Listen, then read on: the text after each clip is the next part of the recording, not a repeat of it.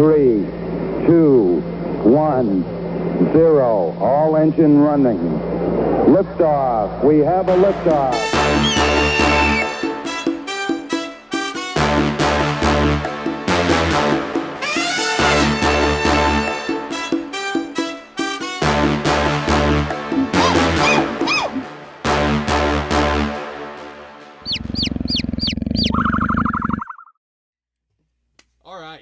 Welcome back to the Nerd Experience. This will be session 3 of our Entorin campaign. Some exciting news is we do have some new announcements. Casey. We're streaming on Twitch now and YouTube, and we're also on Spotify to listen. And then we do have a new Instagram, which is at the Nerd Experience. So we have lots of fun stuff coming there, so make sure you follow and subscribe to our other channels. And just so you guys don't have to wait really long, we're going to have just a quick recap of what happened in the last session, and then we'll get into it, because that's what everyone's here for. Drake. Drake's Journal. Our party finally set out on the task given to us by the Nighthawk, an agent of the group known as Hive. We met our contact in Honey Hollow, a dwarf smithy named Barry, and a stand-up guy. After gathering our supplies, and a couple of indiscretions from my brother and Kevward, we set out on the secret path to the Fingerlands. Orin and I were in awe of the wildlife and flora around us, them being different than what's in and around Quemimbalar, and nearly forgot that a rose, for all its beauty, still has thorns. The first instance of this came when we had to cross a piranha-infested river. Due to the quick thinking of Remington and Barry, we managed to come out of that encounter relatively unscathed. Next, we were beset upon by a pack of panthers while trekking through the jungle. This was troublesome since they are normally solitary predators. Orin, always thinking, bless him, came up with a plan quick that gave us all a brief reprieve. Exhaustion and weariness setting in, we hauled ass to a nearby cemetery to get some solid walls around us for our camp, against the wishes of Barry. Upon nearing the church in the center, the party was ambushed by waves of the waking dead. Barricading ourselves inside, a few of us managed to get some recovery time in before we are yet again attacked, this time by some form of undead behemoth, and the apparent cause for the dead rising outside. Yet again, I was in awe by the mettle of our companions. We steeled ourselves and took down the monster with teamwork, stopping the undead horde in the process. Now, having finished our rest, we set out on perhaps the most dangerous part of the journey, making it through the Fingerlands, unharassed, posing as slaves and slavers. Perfect. So the scene that we have is you, at the end of last session, you had been able to vanquish some undead. It was a mixture of almost like an undead four-armed ape, and you took night's rest for those who didn't get it before. So I've had a long rest now. You did get one long rest, yes. So I think a couple of you have still 1 point of exhaustion at that point. Other ones, somebody had 2. I know Barry had 2, and I think Orin had 2 because of his staying up to do disguise self. That's right. What it was. You awake to the sound of the forest, and it's quiet but much more peaceful than the sounds you had heard the evening before. You had experienced scratching and gnawing, timbers cracking and creaking from the undead horde trying to break into the broken down chapel. Instead, you have the quiet forest and jungle around you. Something you notice is that one of your companions is missing when you awake, Remington. And behind is tucked, or actually, when you guys wake up, go ahead and give a perception roll, the two of you. Ooh. 15. 15. See, a natural 16. Okay. For a 17 total. 17. Okay. So both of you would notice then that Kevward, who's still asleep and snoring, who had stayed up actually to protect everyone at first, is finishing his sleep, and tucked into his arm is a letter. And also you see the 2 pieces of bracken that you had found, the little thin bars, also sitting, are missing. You had left them kind of with everything else when you went back to sleep, and you see they're gone. Thanks, gonna use that as a bartering tool. I'll go wake Kevward up. So, Okay. Kevward, wake up, lad. Ugh. I don't know. What's this letter here tucked under your arm? What? And this is a player character, so I have to just roleplay it. No coughing this time. So he you see him kind of fumble with it, and his large Goliath hands pick it up, and it's already undone. The wax seal is broken already on it, and he opens it, and you see him read through. He says, "These are the orders that were given to Remington. Where's Remington?" And you see him frantically looking about. Let's see. I'll go frantically look around with him too. Do we see any sign of where he went, or if anything happened? Is Barry gone as well? Barry is actually still there. Okay. But yeah, you can give an investigation roll if you'd like. All right. Well, that's good. That's 22. 22. Okay. You notice there are some tracks, but it's very hard to discern because recall there were roughly 50 or so undead that had kind of been milling about, and their bodies are still laying about, and that you've noticed they've even withered even more. Do you remember they started to wither really quick? They've already decomposed even more quite rapidly. But you notice like the grass that it was very tall. It was roughly about 3-4 feet because this is very overgrown. High grass as well as some jungle green plants have already begun to start standing back up as the sun has been rising. They had only been kind of trampled down lightly, almost as if when you walk on grass, similar fashion. And you actually see coming out of the grass, you see the grass kind of parting. You can't see anybody walking, but you see the tip of a spear just bobbing, coming towards your camp or the chapel. Oh, who goes there? Yeah, these are you guys. I am Arlo Lightbraid, or Sergeant Arlo Lightbraid, and this is my officer. Funkin' Nasday. That's quite an interesting name. So, looking at Orin, you see a elf. He appears young. He's about 5 feet 3 inches tall. He has long blonde hair. He's wearing a large gray robe over sort of a teal tunic with a sash about the waist, and he's carrying a white staff with kind of gnarled branches at the top of it.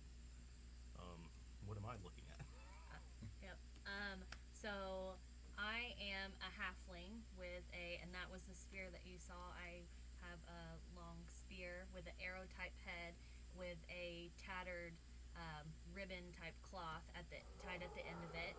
I have long auburn red hair that is into braids, but I have a streak of golden blonde through one side, and then I have through the wars and things that I've been through, I have I have bright blue eyes, but one side is kind of bashed in and it's darker. So that is. As for me, I am a gnome, not a garden gnome, but a As gnome. we've established. Yes. With a sickle that I carry around as well, and a shield. I am very small but mighty, and I really enjoy my time with animals. And do I need to describe myself? Okay. What do you look like? Fucking awesome. Or excuse me. Let's see. I have blue eyes and red hair. And I have a big scar on my arm from when I was attacked by a wild beast. That's it. And I'm naked. Brother, I heard voices. What's going on? Well, these folk have just come walking up out of the wood. As you can see around us, and I gesture to the numerous remains of undead beings, this is sort of a dangerous area. Are the two of you well? We are. Falcon here sensed something, and we decided to come and see what the trouble was. And it looks like there was some trouble here. You've missed the action, though. I don't think that you should be disappointed at having done so. This is my brother Drake. My name is Orin. We are traveling from the elven stronghold of Queminvala. We are on an errand of some danger. What do the two of you live here? We do not. No. No. And how did you come to be here? I followed her. So you two are together, just partners? I was gonna say, I'm a sergeant in the Balancourt clan. And do you know our We've just Troublemates. Kevwood, come out here. Okay. Give me a minute. And you see him. You hear him messing with a belt and a buckle, and he walks out. I think he's bare chest. I don't remember, but you see a large, kind of gray-skinned giant or half-giant Goliath walks out, and he looks at you. What's his passive perception for Kevwood? Sure. He notices the amulet hanging about your chest, and he goes, "Oh, are you guys part of the Balancourt clan too?" we are. Yes. Have you seen my commanding officer, Remington? Are you familiar with him? We haven't seen anybody about. What are you doing here? Well, I'm just supposed to be helping Remington on, well, here. And he hands the letter over to you. Because you're a ranking officer. Do you read it, or do you just tuck it away? I'll read it. Okay, out loud or to yourself? I'll read it to myself. Okay. Basically, so you guys don't know this in character yet. You. Oh, I can read it out loud. No, you don't have to. I wasn't saying you needed to.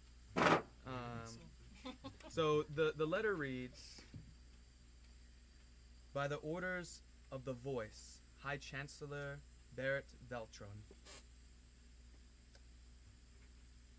you are ordered to abandon your post at Hawk's Landing and take your leave and make your way to the Fentigian Federation. What? You are to cross their borders. Once there, you are to investigate and search out any clues, proof,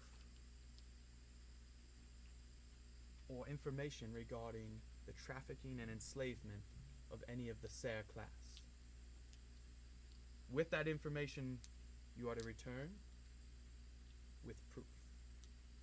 Signed, Commander, I don't remember his name. No, I didn't put it. Seth. Commander Seth." So, where's the sergeant that was here with you guys that was given these orders? I don't know. We were fighting off these undead, and You mean he's nowhere to be found? We were searching for him when the two of you stumbled upon us. Well, do you guys need some help looking for him? Have you any woodcraft?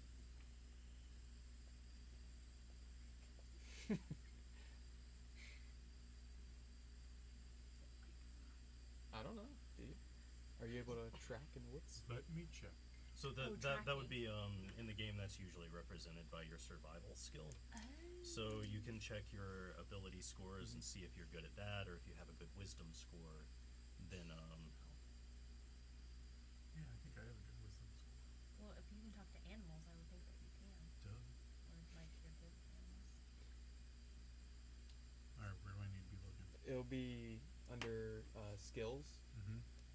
and then scroll down to survival. It'll be ABC order Oh. on D&D Beyond. Oh yeah, mine's really good. What's it? Zero? Plus 0. Mhm. Yeah, so you're not proficient in it. That means you can't really. You can attempt it, but Yeah, I'm a +2. so you can respond with your answer now. He asked if you have any skills in woodcraft. Not particularly, but No. we can And give aid. well, do you think we should be concerned about Remington? I mean, I've been with him for a little while. He seems to. I mean, he does what he wants. I imagine if he left the orders with me, he intended me to continue on. He must have had a reason. You said the Bracken's missing too? Apparently so. Yes, it was amongst my things here. Didn't he say that was dwarven made metal? I And believe he's a dwarf, I think. Honestly, I don't know him well enough to disobey orders, and if he left the orders for me, I'm gonna have to continue on with him. I guess you're my new commanding officer. Sorry, what was your name again? Arlo Lightbraid. Arlo Sergeant Lightbraid. Arlo Sorry, Sergeant Lightbraid. If I can, I guess, just let me know what I can do. I'll just try and protect you in the meantime. Are you guys good to still go follow through? Well, I can't see that we have much choice, and Remington is certainly equipped to survive on his own if anyone is. And you do notice one of the horses is missing. One of the other horse that Barry had loaned to those two, Kevward and Remington, that one that And the survived. one that didn't manage to kill. Yeah. The one that didn't get destroyed by piranhas, and so that horse is missing as well. You see now exiting out of the chapel. You see Barry stumbling out, kind of rubbing his eyes. Seems Remington's run off. Well, I'm gonna have to take my leave too. I told you I would get you across the border and keep you safe, but it's time I part ways with you again. You're gonna meet my brother Jerry in the Fingerlands. But I'll give you a little bit of some details on how to get there. Originally, I was gonna take you across to the land way of getting across, but I don't think that's the safest route now with what we've been through.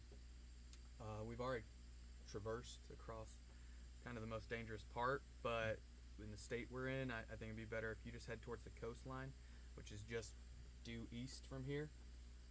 And you'll find, once you get to the coastline, you just start heading north on it, and you'll find some yellow flowers start popping up everywhere. And there I have a contact that stays there for me when I need people to get across. He has a small like shipping vessel. He'll be able to get you to the Fingerlands same amount of time. But this is not your brother Jerry. No, you can find Jerry in the Fingerlands. What's the name of the contact? The contact, his name, actually, it's on here. It's gonna be Caesar Blackbrow. Caesar Blackbrow. So we go north along the coast until we come Reach to a the yellow region flowers. dominated by yellow flowers, That's right. and we look for. You'll see him. I mean, there's not very many people that stay on this coastline because it is dangerous. But yeah, he's a human himself, so he'll be able to get you across into the Fingerlands. He's quite skilled at smuggling of sorts. So Very well. don't be too alarmed if he asks you to do anything that might be a little tricksy. Like my last girlfriend, Trixie. Sure. Who are you guys, by the way? I've never. You guys keep having people pop up. Yes, they just wandered out of the woods. The woods. I mean, I guess we did just make it a lot safer, but Well, like I said, my officer here is a paladin, and he sent something. oh, you're one of them Undead. holy warriors. Oh, yes. Really? Yes. Too bad you didn't wander this way last night. We definitely could have used your expertise there. Yeah. We were a little farther than we thought. Where were you guys coming from?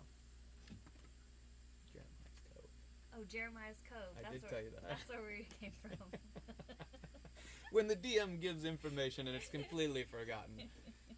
So To be fair, one of the worst things for new players is that like the first thing you need to do when you meet the party is like give them all of this Yeah. information that you probably don't already have because you just started. Yes. Yeah. So you guys will recall Jeremiah's Cove when you got to Honey Hollow. The Valancourt people that had been stationed there moved further south to Jeremiah's Cove. So it seems these are the ones that had been in Honey Hollow but were reassigned to Jeremiah's Cove, which is also on the border of the Federation itself. So Oh, will you be joining our errand then? I see no reason not to. I don't know why we wouldn't. I was to say, if there's orders, I think we should follow them. If I know my role and I shut my hole. How And- fortunate that these strangers now have a reason to fight and die with us immediately. well, the fun thing is, at that point, right when you guys agree, you see, first you hear it. There's a loud echoing boom, and you see a fireball in the sky, massive, high in the sky, begin to streak across, burning, and you see small bits and pieces falling across, and it's flying through the sky, and it gets just out of your eye reach, and it looks like a meteor of sorts, flying Okay. through the sky towards the northwest. Is that the direction we're going? No. Okay, good. No, but it looked pretty high up in the sky. It's not going to hit anywhere near you what at do you all. guys think that was? I mean, don't it was know. loud. It was like, it shook you when it. As you see, as soon as that boom hits, Drake immediately has flame ready in his hand, like he's about to cast something, and then just kind of dissipates it. Well, I'm glad we're not heading in that direction. Man, strange things every day, it seems. Sergeant, quit hiding. Let's get up. Let's go. Would you let me roll an Arcana check to see if this has like any like astrological significance? I would love that. recognize? I Okay. did put this in just for your character, to be honest. So That's no good. That's 10 total. 10. Are those glowing? Those dice? No, I think they just kind of The catch the blue light. ones. Oh, Yeah, they do they're kind of cool. look from here. They They look like they're glowing. Yeah, thanks. So sorry, what was it? 10. 10. 10. Uh-huh. Well, you're a divination wizard, so I'll give you advantage because it's I'll take related. it. Yeah. I'm You're not- specifically I'll take really it. invested into the cosmos, so that's better. That's 19. 19. From the size of it, and you did Arcana. Well, I figured that would be the It's- closest yeah. thing to an astrology skill. You know from your studies there are no comets or meteors of that size that you're aware of in this cosmos or in the general area of the world. It's very out of place. It was not expected. Do I take it to be like any kind of an omen, or to have like Not an omen, but divinatory significance? it's almost like a spider sense for you. Like, you know, something's up. Something had to have caused this. It wasn't natural. It portends great events, but hopefully they have naught to do with us. Shall we be on our way? Well, I'll take my leave. It looks like I'll be walking, considering my horse, my last So- remaining horse. Are you planning on coming back through Honey Hollow? Or? Yes, we do hope to retrieve our animals. Okay. And Well, you guys have your we have our horses, horses. but Yeah. I guess the elk. I don't think you ever gave it a name. And then Sebastian, the bison, is there. Mhm. So Well, we have to pass through there anyway to get back to, Indeed. you know who. Yes, we'll hopefully be back for our animals. Perfect. Thank you very much for your help, Barry. absolutely. If you'd like, you're welcome to stay at my smithy when you come back, or if you need some repairs done. I think we'd like to be along to the next thing now. So Yeah, you guys be safe. I'll see you around. Ciao. be Very careful cool. heading back. Thank you, and may the Zekra be with you. And And you you as well. And Drake will come up and, we'll Beastmaster it. Okay. And he accepts it, and then kind of like knocks his head up against yours, which he's a dwarf, so he kind of has to like tiptoe to try and get at yours. But then he lets go, turns, and just exits stage left. Do you want me to kill him? No. No. So the day is yours. All right, let's continue on in the direction we're trying to go. Now we So we're only had heading the towards the one coast. long rest for that entire sequence, so I'm at 1 point of exhaustion at this Yep. point. Okay. And from the way he described it, you know from the amount of time you've already been traveling and all, and the relative idea of the general layout of the land, you have maybe a half day's journey to the sea. So you imagine you should, within the day, get to where he was Okay. telling you to go. We'll continue on in that direction. What happens? Okay. Go ahead and give me a percentile roll, which is a D10 and a D100. So one of those, and then one of the D10s. Roll that. You have a D? Yeah. A 5 and a 60. So 65? Okay. So 65, roll this D6. Let me know if you get the question mark. Okay. In the dice tray. Oh, yeah. I You got did a 4. Okay, so luckily the weather seems to be, it's overcast, and it is quite humid and hot, as it has been the whole time in this jungle terrain. But as you get about halfway through the day, the air had become increasingly more and more salty to the taste, and you begin to hear the waves or the crashing of waves off in the distance. And just around probably 2 or 3, somewhere in the afternoon, you find yourself, the trees kind of just end, and it's just sand. And you see a wide stretch of just light blue ocean.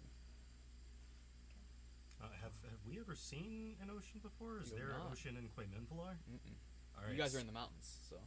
So, like, Oren just kind of steps out onto the beach and, like, stares out at it for a minute. Drake will kind of put his hand in the water and splash around a little bit. This reminds me of home. I'm from a fishing town, so Oh, so you would see this every day. yes, Amazing. quite peaceful. I haven't really ever been to the beach, so this is a new experience for me. It's amazing. So yeah, so I'm liking it. Orn, look at all these shells. Oh, little creatures probably lived in those. Yes. Drop it back. And right as you guys are kind of messing with the ocean and being enthralled by it, just mesmerized at the scope of it, for one. For you, it really is impactful because it's the biggest thing you've seen other than the sky. It gives you almost a similar feeling of that long stretching possibilities. And you hear rain begin to start falling, and you see the darker clouds had come in above you while you were traveling in the jungle, and the rain is not intense, but it is steady. You begin to get covered in water. What would you like to do? What else do we see if we're supposed to travel? Do we see any boats or? Not there. You don't see any yellow flowers. Typical ocean setting. You see, obviously, the sandy beach. You see some crabs about on the sand. But as you move closer to them, they run and go into a little hole in the sand, and then you see schools of fish. Because this is like Bahamas blue ocean. So I mean, this is very clear, very clean-looking ocean. A bit of seaweed though Is about anyone it. hungry? I can, since I'm from a fishing town, I can get some fish. I mean, if you'd like to, we have rations. You're welcome to roll a survival to fish. Which one is that? That's a D20, Okay. and then add your survival skill plus. It'll be skills. Okay. Let's see.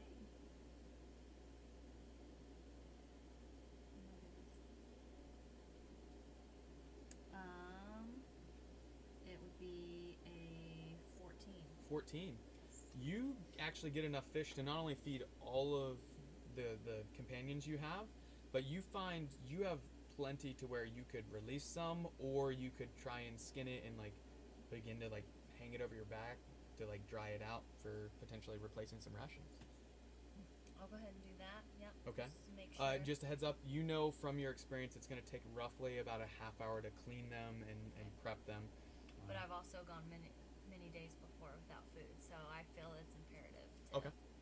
have that just in case. Perfect. Yeah. So Burns. each of you can add 2 days worth of rations to your Well, your you're assuming inventory. that she's sure. Sorry, were you sharing them? I will of course share. Okay. Yes. So everybody, you can go to equipment, and you'll see rations on there, and then you can just add 2 more. And you don't have to subtract one for Is this it day. inventory? Inventory, Okay. yeah. And then you said ration. Okay. So you said add 2. Yep. You can add 2. So you finish cleaning, you guys eat, take a kind of small rest since it's been about half the day.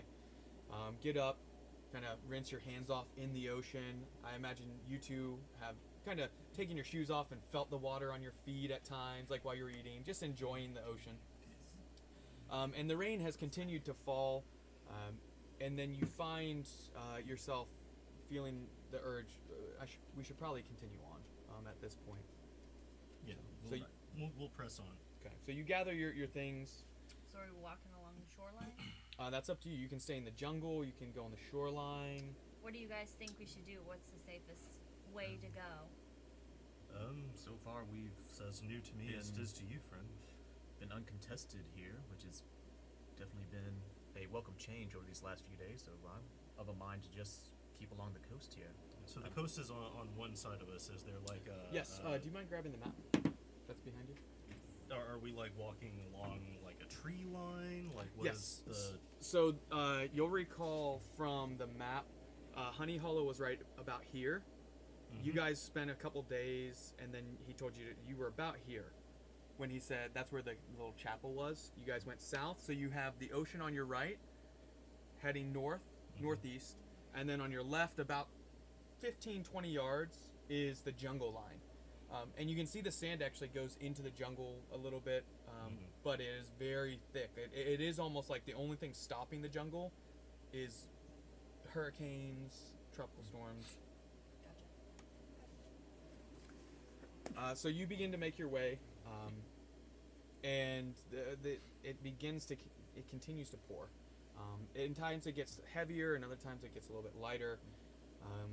But the rest of the day it seems, and just before nightfall, you begin to see yellow flowers, and they're atop these green, kind of wide, stretched out leaves, and you can see these beautiful yellow, bright yellow flowers that then themselves actually stretch out over like a canopy. They stand about 2 feet tall. That's like 3 feet. 2 feet tall, and you can see at the center of the yellow flower is actually like a red, almost pinkish bud in the center. And you see tons of them. I mean, far stretching. This must be what he was talking about, the yellow flowers. Yeah, I was skeptical about that as our only direction, but they are quite noteworthy. Yeah. Point for there. Very prominent. All right. Well, So I guess now we're looking for our contact, right? We Yeah. just keep Okay. going forward. Go ahead and roll one more percentile. Go. That's a D10, which is the 10-sided. Yep. And then one above it. Yep. Red and red. Okay. And let me know the number you roll. 63. Okay. Go ahead and roll this D6. Let me know if you get the question mark. Do I get something special if I get the question mark? The whole group does. Don't get it wrong.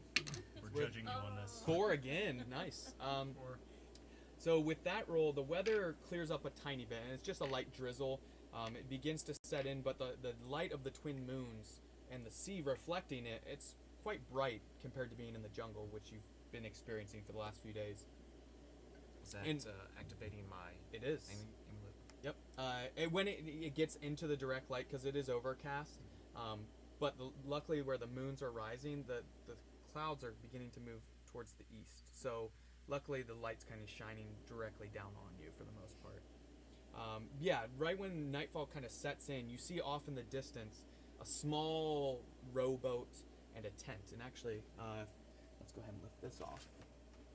And hopefully the map is still up. Yeah. So if you don't mind, can you just sit on the desk in there?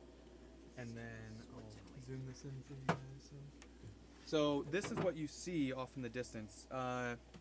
Everyone has dark vision, I think. Yeah. I don't know if halflings do. I was gonna say, Does yours say dark vision or not? They'll be in the same place. I as don't your think they do, passive actually. You're right. perception. Halflings and Goliaths don't. So, and humans don't. Right. So. senses, yeah, it doesn't Okay. say anything. So for you, it's just above, between dim light and not being able to see. You can only see because of the light of the moons. Gotcha. So it's like extreme dim light for you. But the rest of you, yeah, I have dark vision. yeah. So you guys can see roughly 60 feet away from you the scene here. You see a small fire burning, which you can see in the darkness. and you can see it looks like he's put wet from the rain. It looks like the wood that he's burning is a bit wet still because there's some black smoke coming off of it. And you see the rowboat with some rope tied off to a palm tree up above. And inside the tent, you can't see or anybody outside of it. So, what would you like to do? Should we proceed? Does the fire look like it's struggling? Not struggling because it seems like the rain is moving off, but it definitely would welcome some extra fire. I'm gonna walk up to it and use prestidigitation Okay. to sort of pull the water off of the wood and Okay. make it burn brighter. Nice. Take an inspiration dice for that. Don't mind if I do.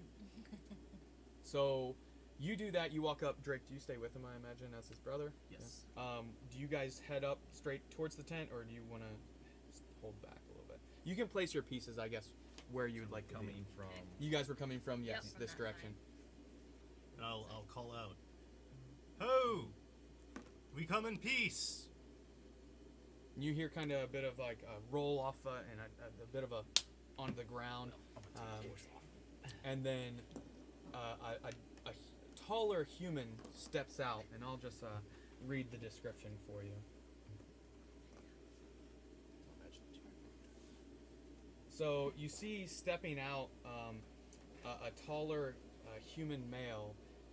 He has a sea-weathered emerald green long coat, bare-chested. The coat has a bit of feathers embroidered about it down its arms. He also has knee-high brown leather boots and just some basic sailor pants, and then a brown leather belt with a large silver buckle. And everybody's passive perception is 10, 12, 11. You guys, I mean, you're close enough, especially you two.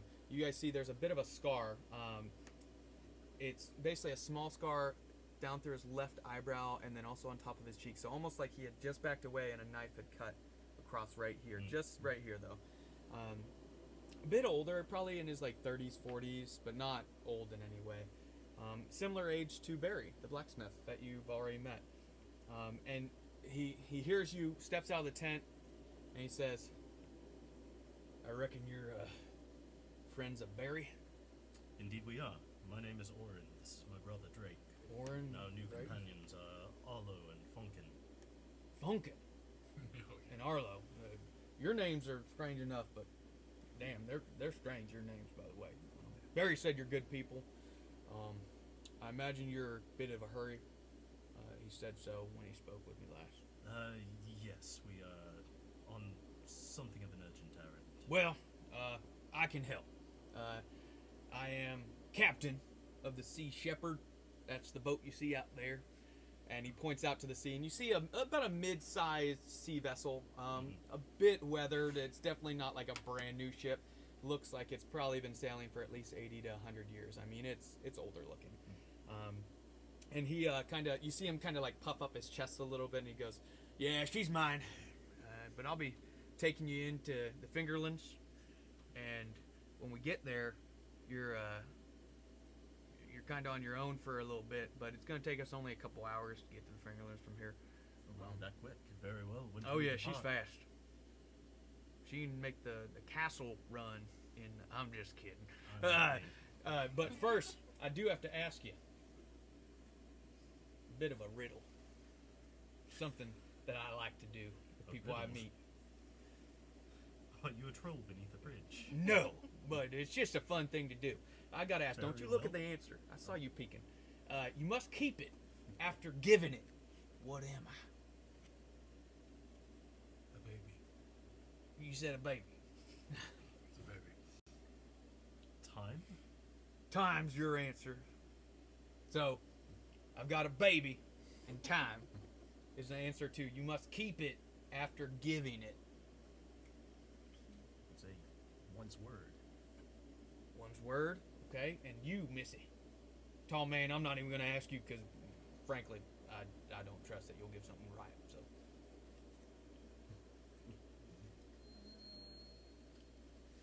Kevward says, river. A river. That's close. What? What's your answer, Missy?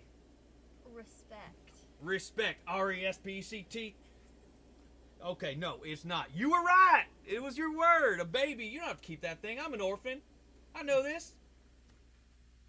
Time. It's always fleeting. I wish it would stick around, though. But, hey, you're in a rush. Sorry.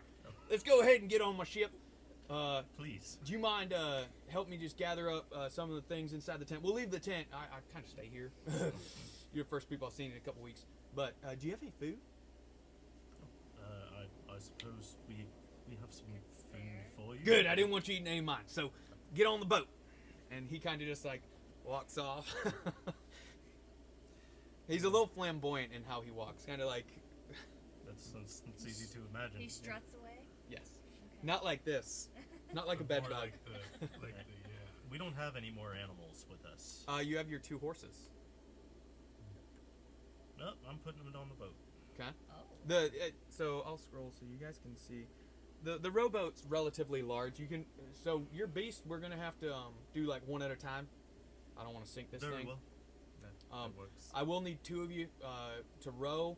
I'll keep the hole plugged so we don't sink, and the horse will have to stand in the center. So who wants to go first?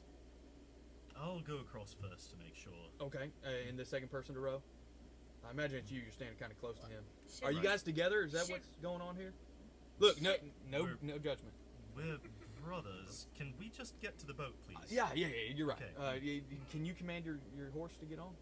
Yeah, I'll lead the horse over and coax it onto the Very nice. boat. Most horses are afraid of water. Man, No, these are from Quedninvala. I don't even know what that is. It's the home of the elves. We take a different approach to Ah, agriculture you did there. look elven. Are you going to be safe where you're going? Are you sure you want to go there?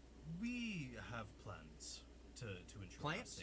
our safety. Like something to eat that keeps you safe? Plants? Don't worry about us. Okay, let's go, and you guys can begin rowing. Takes you roughly 10 minutes to get across from the wait with the horse too. How are you going to get the horse up onto the boat? I don't know. I don't own a ship. I assume that the people that own a ship are responsible for this. Well, now I that was gonna say I have some training dealing with boats. what? I have some training dealing with boats. I can't hear you over the waves, miss. I'll come back in just a little bit. I'm thinking what we'll do is we're going to tie this. Will it be okay if we tie your horse off to lift it up? He's very docile. He Okay. trusts me. I'll put straps so it's not like killing the horse, but we'll lift it up. We'll have to hoist it. I got a little bit of crewman, but I probably need your help with it too. If you guys can climb up the rope ladder, unless you feel like it'd be better if you were down here to command the horse, keep it from jumping in the ocean. I mean, is there a part of this where I make an animal handling check, or Yeah. just figuring out getting the horse? You on would the have boat? advantage though. Remember with animal handling Well, that would because just those bring horses. me back to regular because I'm still exhausted. Yeah, I mean, if you want to stay down here, it'd be an animal handling. If you want to come up, it's just going to be a strength, but a lower DC with you both up there. Okay. I know I shouldn't say it in character. I'm sorry. I'm going to try to soothe the horse while he's being hoisted because All right. I'm better at that than I am. So you hoisting. see Caesar climb up the ladder, and then he kind of tosses a few ropes down, and you see him lower one much thicker rope with a large leather strap, roughly 3 to 4 inches wide and about half an inch thick of leather of it. And he lowers it down, then climbs back down the ladder, kind of straps it off, ties off all 4 legs, and then says, "You ready?" All right, and he begins to kind of pull the ropes. Go ahead and roll a strength. The DC will be slightly higher since you weren't. 4. 4 total? We don't have strength, my dude. Let me add his. Okay, thank goodness. The horse gets up with your coax, and it stays basically relaxed enough because you were doing that. And it takes a minute to get up there, but it gets up onto the deck and hoists it over. And then you see the ropes go slack as it puts its hoofs down. And he climbs up, unties it, and then says, "All right, if you gentlemen want to, or you have one more horse over there. Right. Are you okay if they bring? Will they listen to your friends over there?"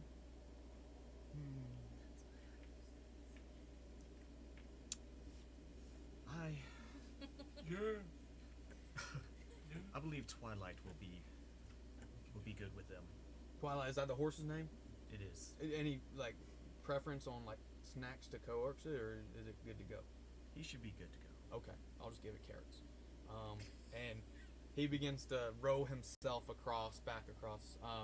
And he gets within 10 yards of me and goes, "What were you saying, miss? Hey, big fella, grab that boat, pull it up on the shore." I said that I have experience on ships, so if you need some help, I can Yeah, that would have been awesome before. give my assistance. Well, we're about to take this other horse if the two of you want to come across. I mean, it'll be a lot with big man over here. I guess we'll have to do a third trip, whatever. You two are pretty small. Go ahead and get in, big guy. What was your name? Kevard? Okay. Kevard, get in. And the horse climbs in. Do you guys get in? Yes. Okay. Who's rowing the boat? I'm rowing the boat. I'll say I have a lot of strength, so I can help. Okay. The two of you are rowing the boat. You notice him holding the plug on the ground, and I didn't describe it for you because there was only one horse, two light elves. But he's holding it with his foot, and he's putting both his hands on this, like a cork that's in a hole. And you see like a bit of water kind of coming up at times, and Let me help with that. you're on the ship. yeah, you're on the ship. Well, I'm trying to. Be So it's about Kevward. halfway across, Oh, and you he's being see. covered. Oh, Kevward. And for shits and giggles, why not? He'll rage and just kind of palm it down. I'm not with a rage. I'm not making you roll for that. And you see him like his foot go. Ow! What the hell? Sorry, guy. Just trying to help. I told you my name's Caesar. I've learned your name, but thank you. Damn. Can I get my foot out? Oh, yeah. I don't think that cork's going anywhere. Damn, put my foot through the hole. All right. And you guys are rowing across, and the horse kind of stirs a little bit at times when it. You guys get there similar fashion. Go ahead and roll a strength with advantage. I'll allow all.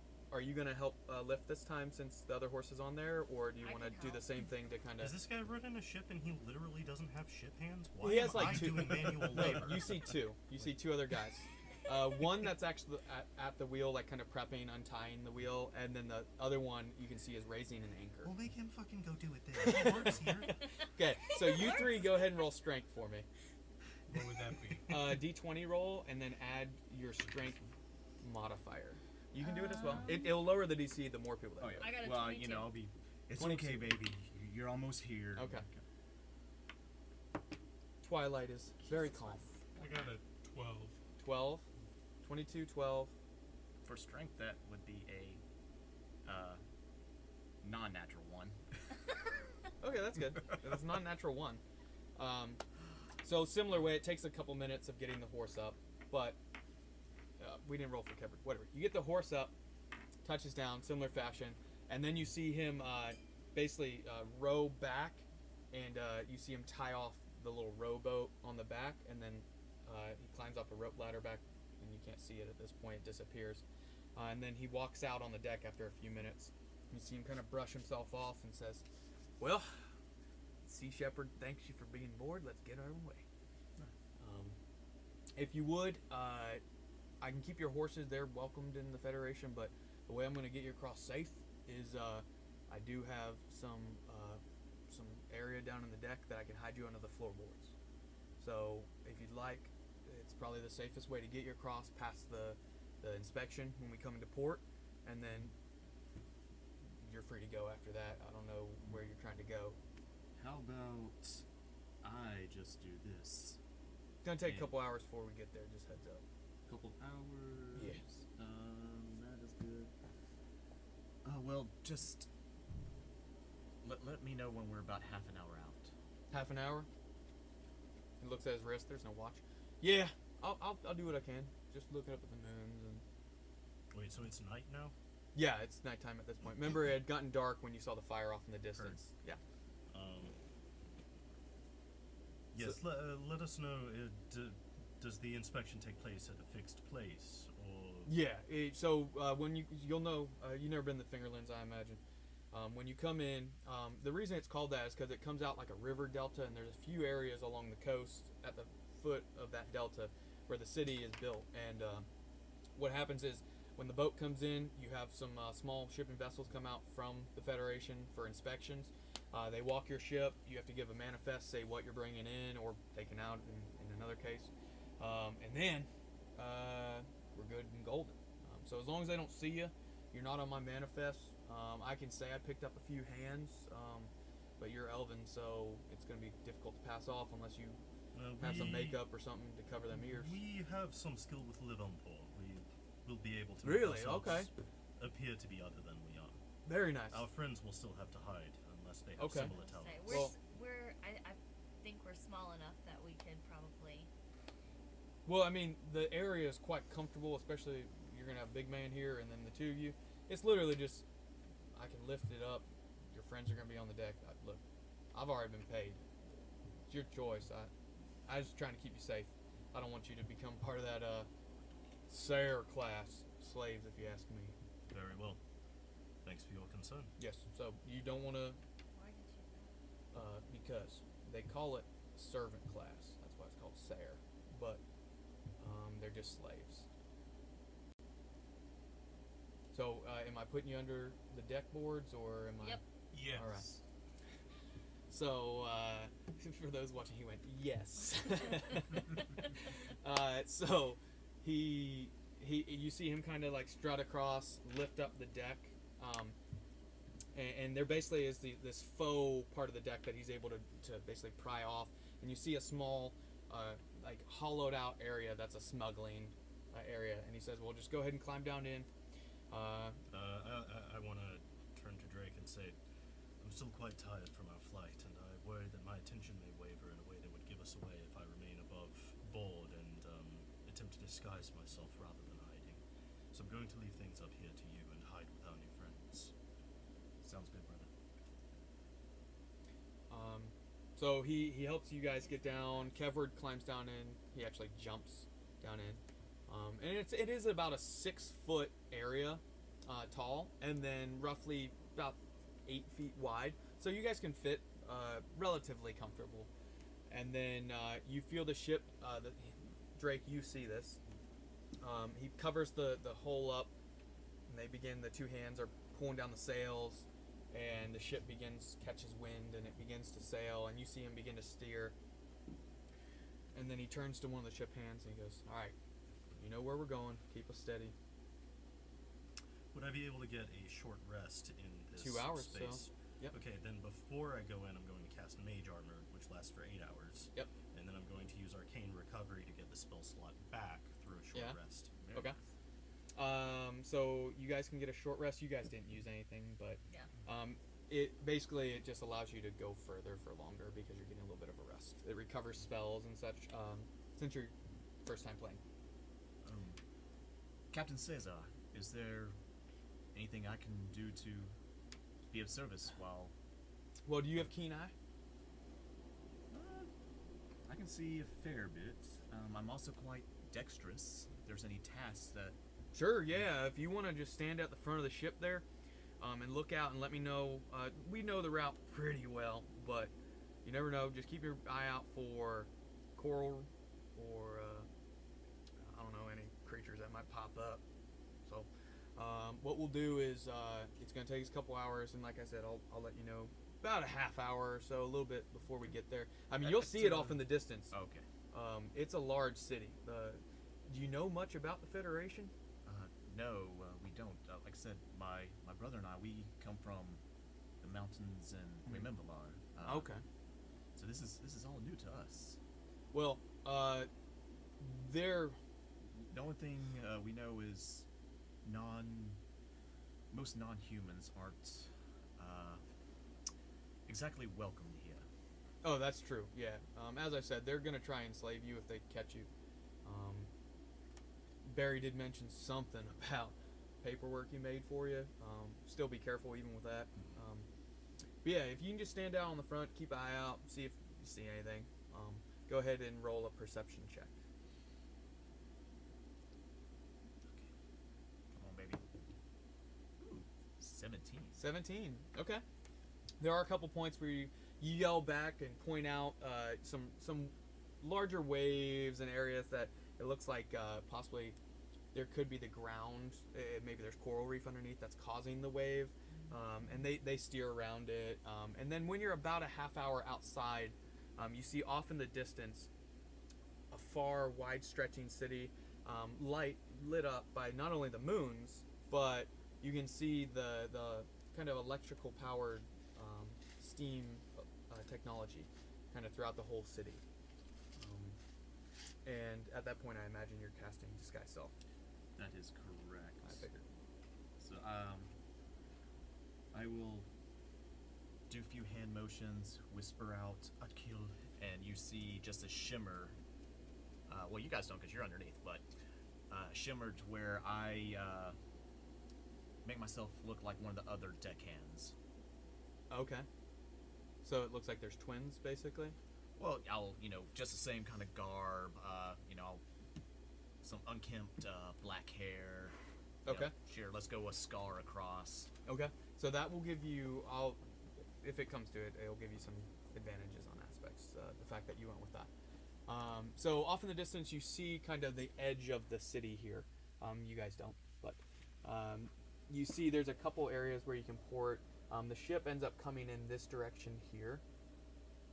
And it slows down quite a bit. And before it gets into the actual mouth of the river, it comes to a halt, and you see a small wooden vessel begin to come out. But there's no rowers. You see actually a small pipe, Drake. You see a small pipe with a little bit of steam smoke coming out the back.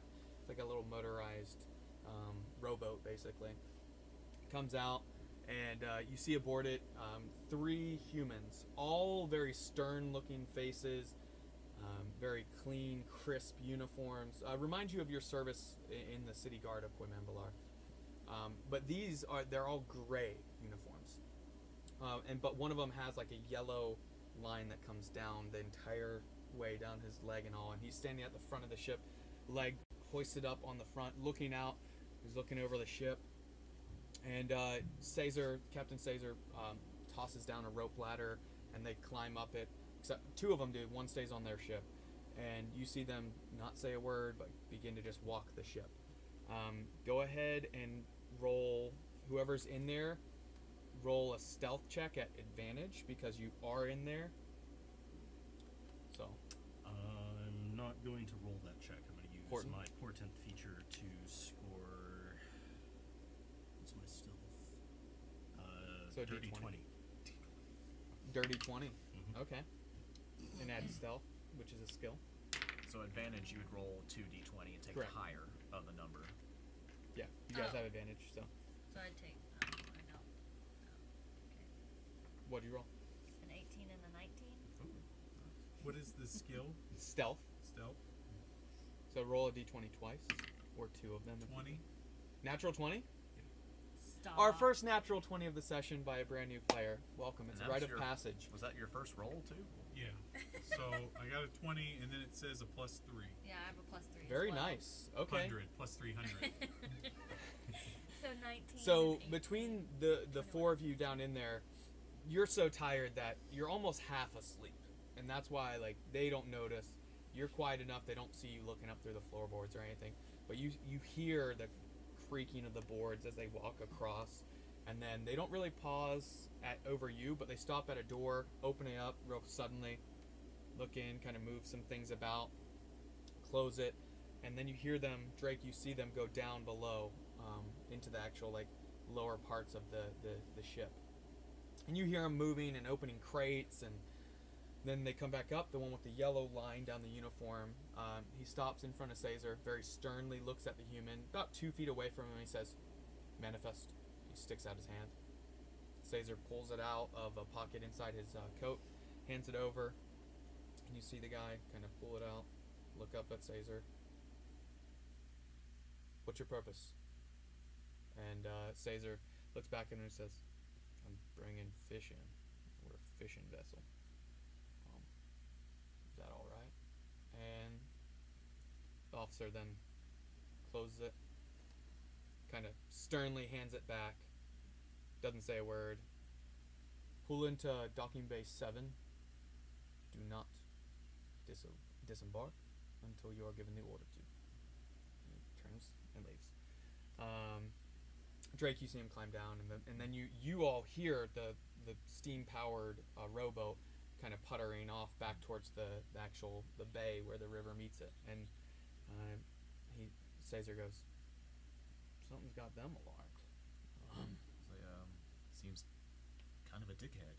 Well, I mean, that's normal. Not gonna lie. Okay. But yeah, normally they're not quite as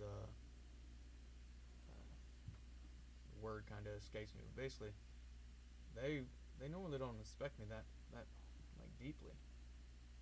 So just be prepared, just in case. I don't know what's got them alarmed.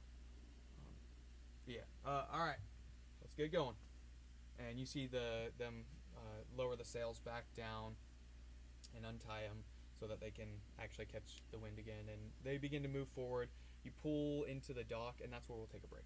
So we are picking up where we left off. You guys are pulling into the port of the Fantigian Federation, with the city being the Fingerlands, one of the main cities of this large nation. You are going to find that as you pull in, that rowboat that he had pulled and tied off to the back, which you didn't see, but you see Caesar walk away without opening the deck.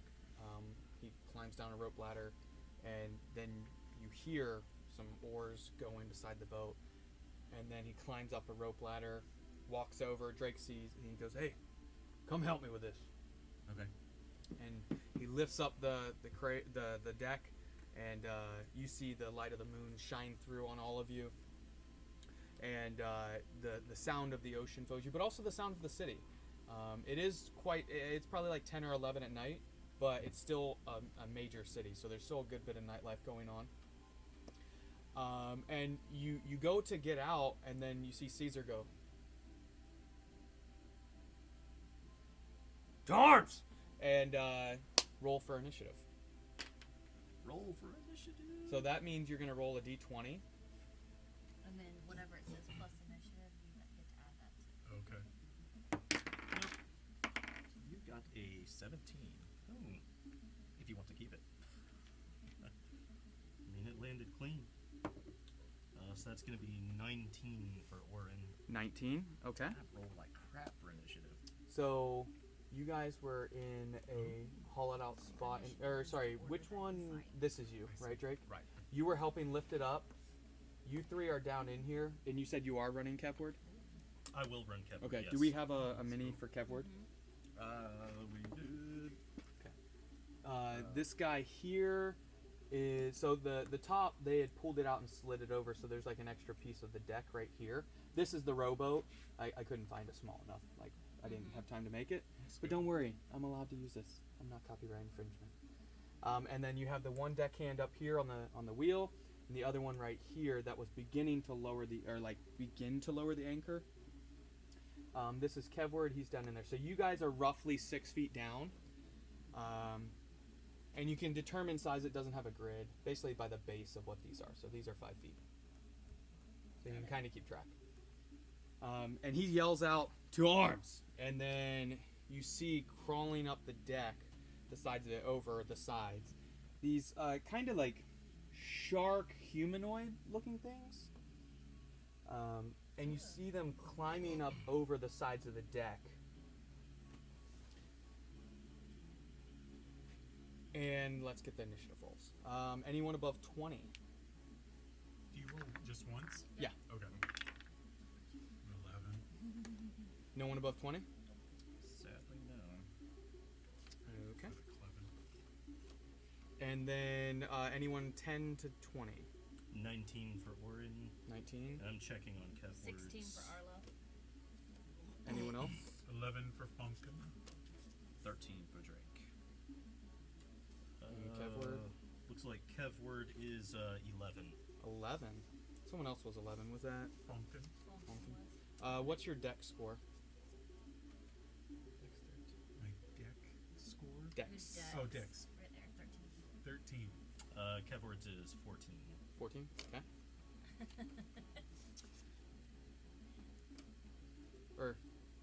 Yeah. And then, so actually, let's straighten this out a little bit for you guys. All right, so up first is gonna be the creatures that are crawling up over. I'm below decks, right? You are. So everyone except for Drake, the 2 deckhands, and Caesar are below deck. All right, so up first are the baddies. They are going to move.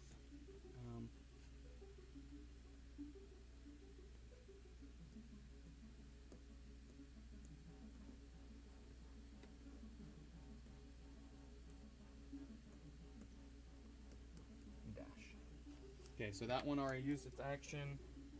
The 2 here, you see this one run up on the one who's at the wheel, and the other 2 come up. One's going to go at Caesar.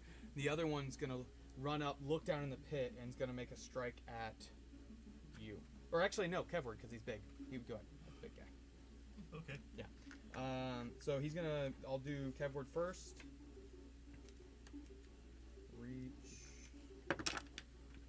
Will a 14 hit?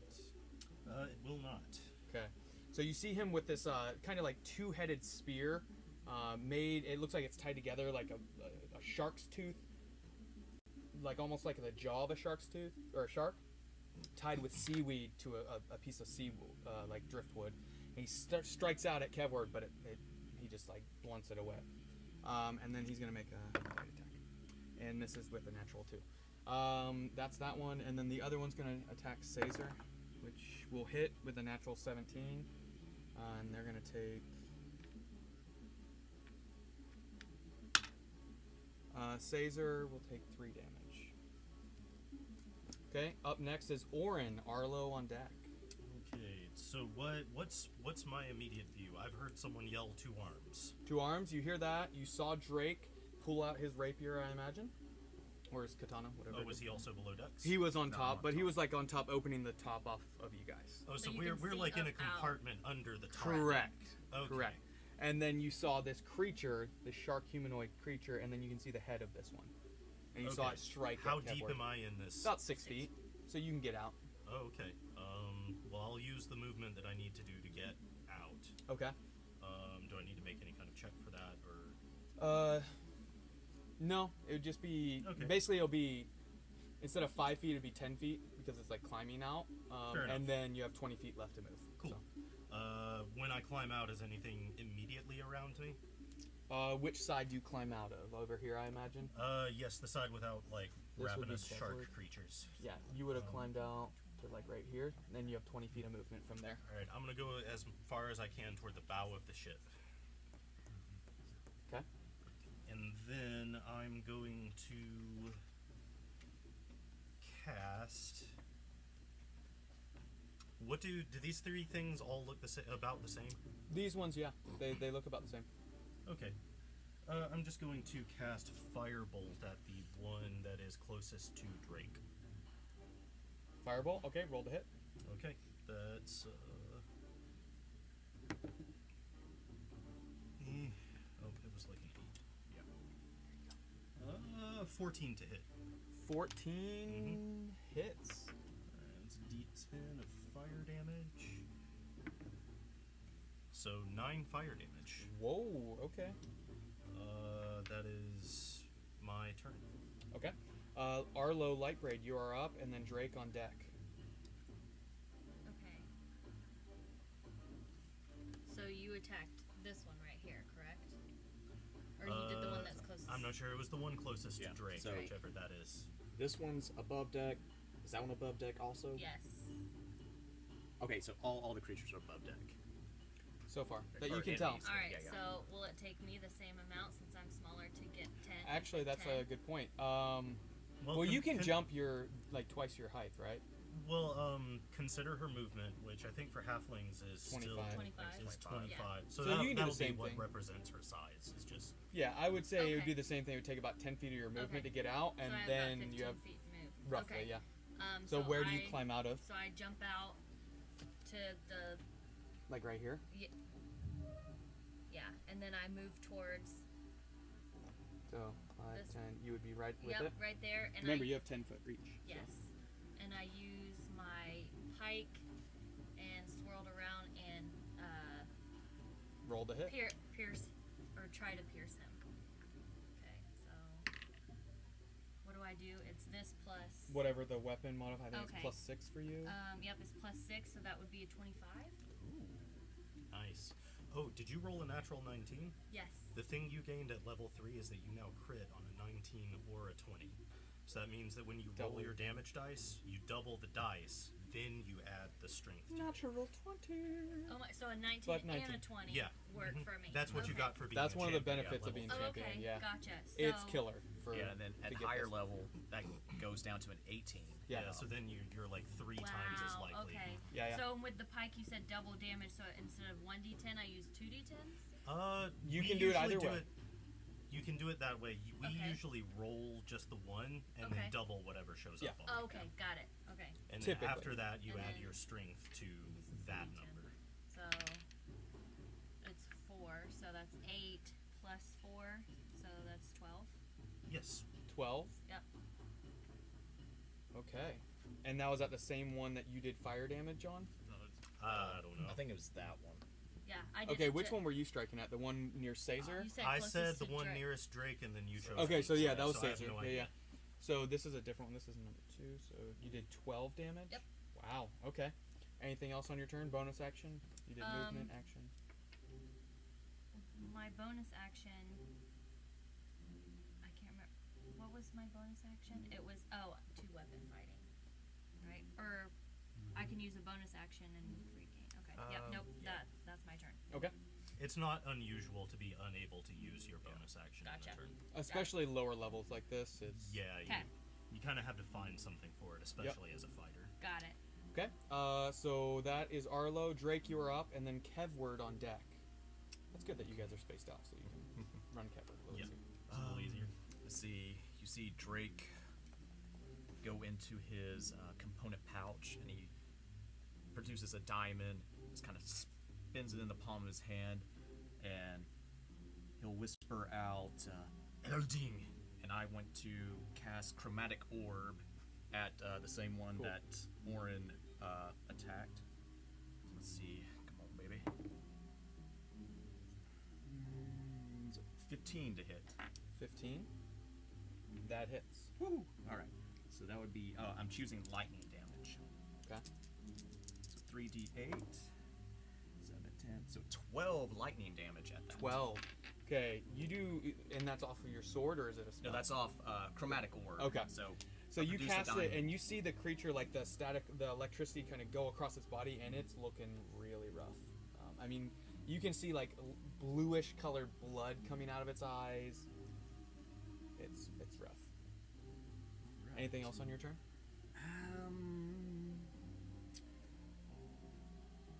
See how long. So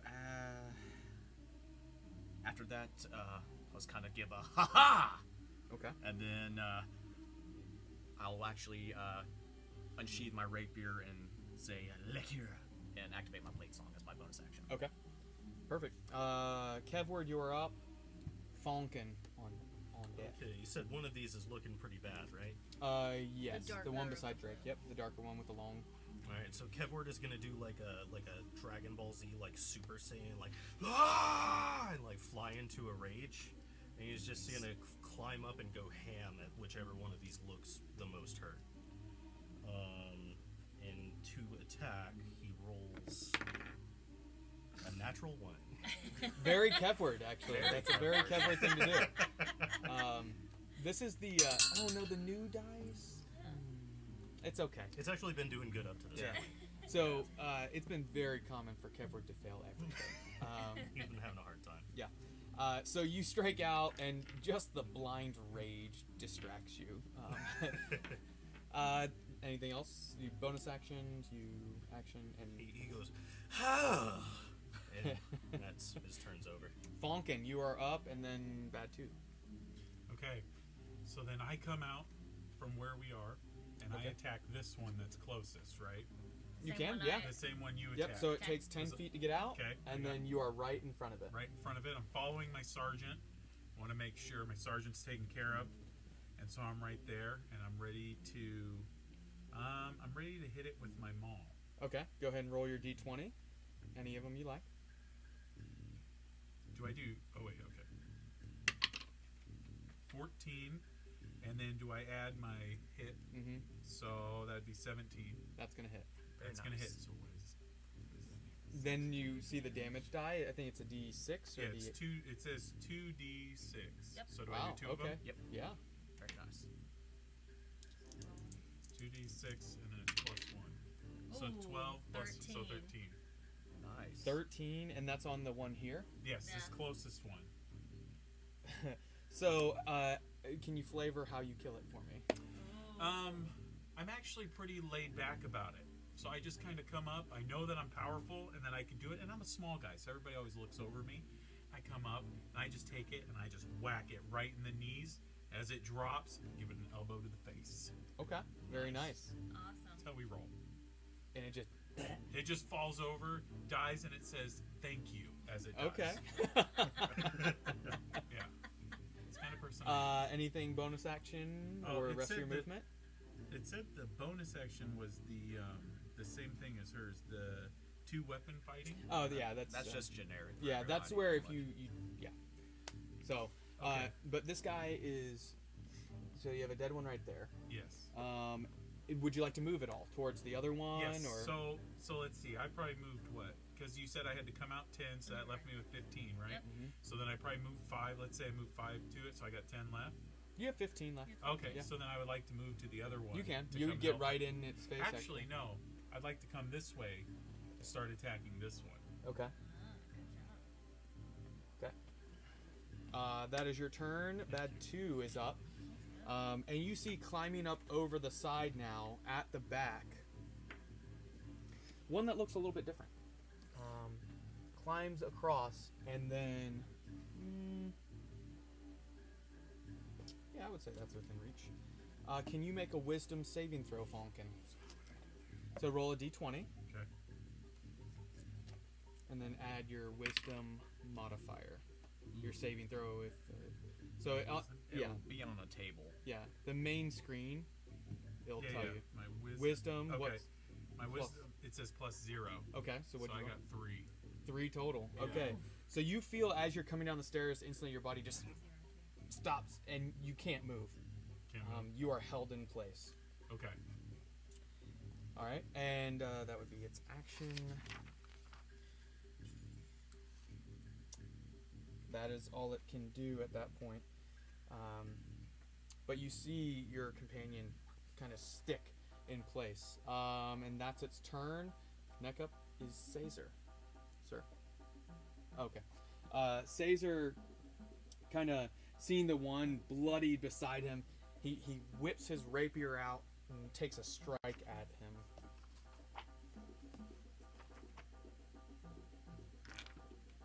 No, I'm just.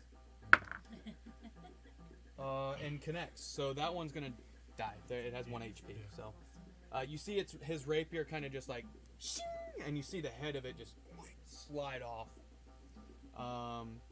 And that is his turn. He doesn't have any bonus action. The deckhands are gonna make strikes at them. Both miss though, because they're just basic no-named NPCs. And at that point, you see 2 more creatures climb over. If you'd like, now that you guys have seen them, you can make a nature check to know what they are. Sure.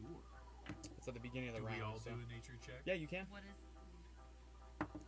So roll a d20, Okay. and then add your skill proficiency with nature.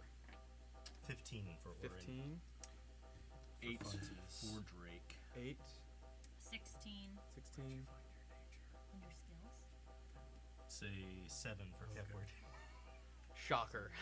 The barbarian knows nothing about nature. I'm Can't actually track. disappointed that I rolled the same. Yeah. Okay. So I have a -1, so I got 14.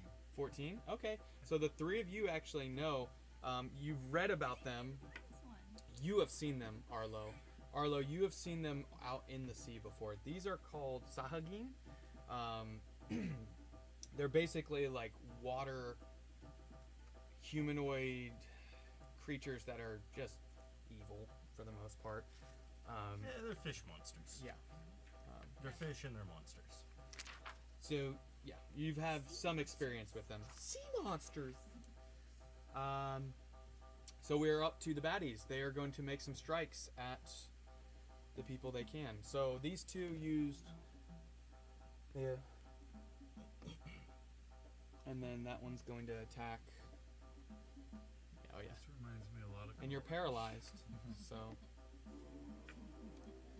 All right. Okay. They're attacking you. One misses, and the other because it's natural too, and the other one is an 18. Does that hit you? No. Oh, no, it You're doesn't.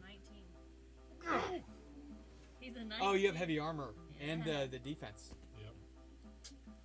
Good fighting style. Yeah. Yeah. So you have a spell on you that's called Hold Person. It makes you paralyzed basically in place. So it would have really hurt you, but luckily your armor held in. So, so that's both their strikes, and now I need to make the strike at the two strikes at the deckhand back at the wheel. Ooh, natural 20 on one of them. It's actually a kraken, and he's so gone. that's yeah, he's dead. You see at the back, the one that had been at the wheel, he was just about. He had tied it off, and he was pulling just like a hammer out of his belt, and he takes the spear to the face, and it impales, goes through his eye, and you see him just and falls to the ground, and then the shark creature turns around and at you guys, and then it's gonna move. 30. Is that leaving a friendly's melee range? No, that's the one that just died. Oh, got it. Okay. So that's the baddies. Orin, you are up. Arlo, Lightbraid on deck. Okay, so this one at like the that's aft of everyone else. At the rear of the ship, yeah. That one, did I see it? It cast a spell, right? It did. Let me see. Did I see that happening and recognize it as casting a spell? It's verbal, somatic, and I would say yes. At this point, you have dark vision, and the light of the Okay. moons are out. How so- far away is it from me? You're about 75 feet. You can move closer if you'd like. I'm not going to be able to get close enough this round.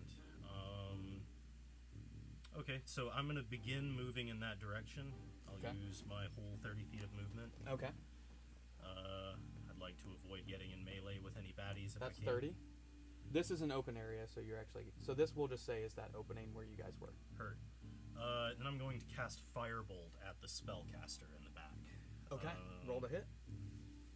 That is going to be... Which d20? Well, I almost grabbed my portent die. Ooh, that's gonna hit. Yeah. So that's going to be... let's see.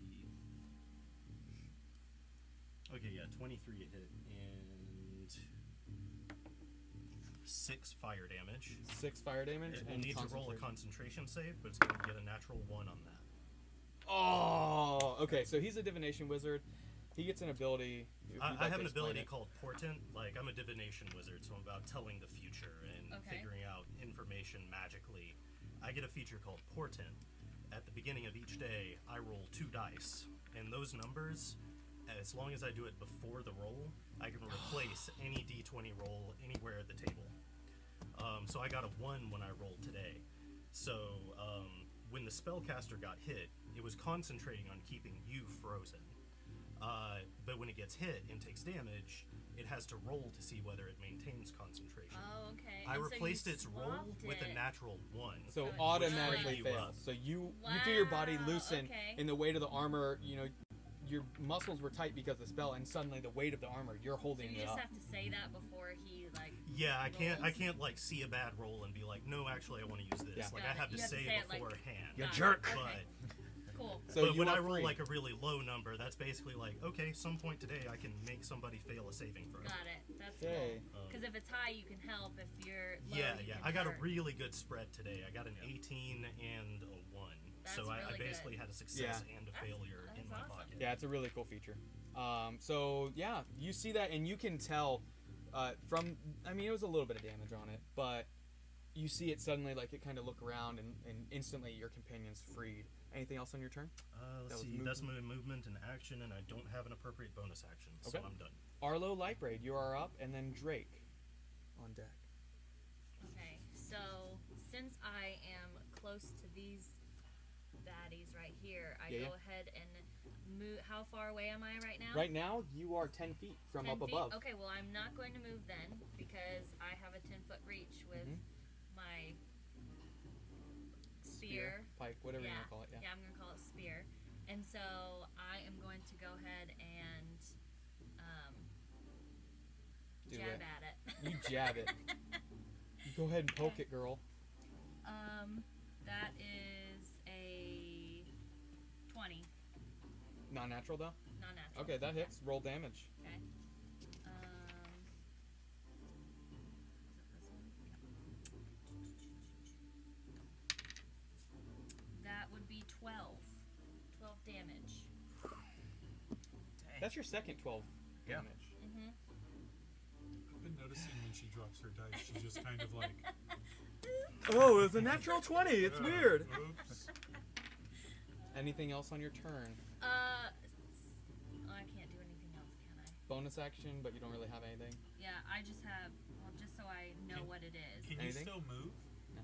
Can you still move? Like Yeah. she doesn't move. Yeah, you can. So she you has can do it so I any could order you move want. Closer to the other way. You can attack and then move, or you can move then attack. You can do attack, so when move, it says bonus second action. wind, I just whatever. have a question. When it says second wind, it says you can use a bonus action to regain HP. So that would just be like after, like the After right- combat or in combat, if Okay, you're low on if HP. it's going on a long time, Yep. you Yeah, could, but the number of times you can use it is limited. is once per short rest. That's Right. what it says. Okay. Yeah. Yeah. Just Later making you'll sure I get more understand it. uses. Okay. That's as you level up. All right, so I'm gonna go ahead since I hit that one. I'm going to kind of move closer in between the two to back up Funkin.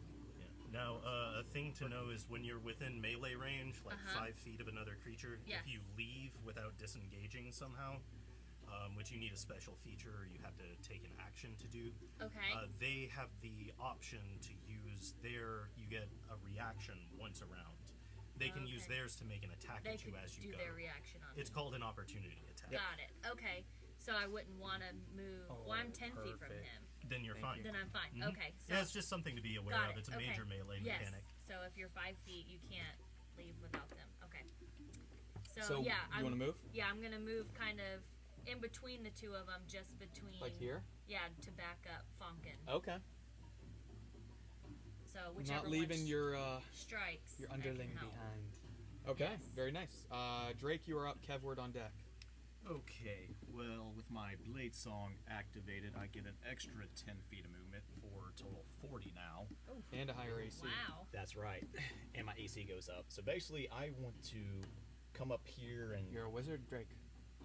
get on that side. Okay, would that now take my you would bull? be jump. So that's a raised up deck. You see how there's stairs? Right. So it would use. You can I'm- jump down and kind of step down the boat Okay, too, yeah. and Well, onto the whatever barrels. Yeah, I think you that's wanna high do. enough because there's barrels and stuff. Yeah, I would say that's fine. So you were here. Yeah, give or take. That would be 30 feet. Okay, that's fine. And then I will do a little flourish and Okay. Roll a And- hit. swing with my rapier.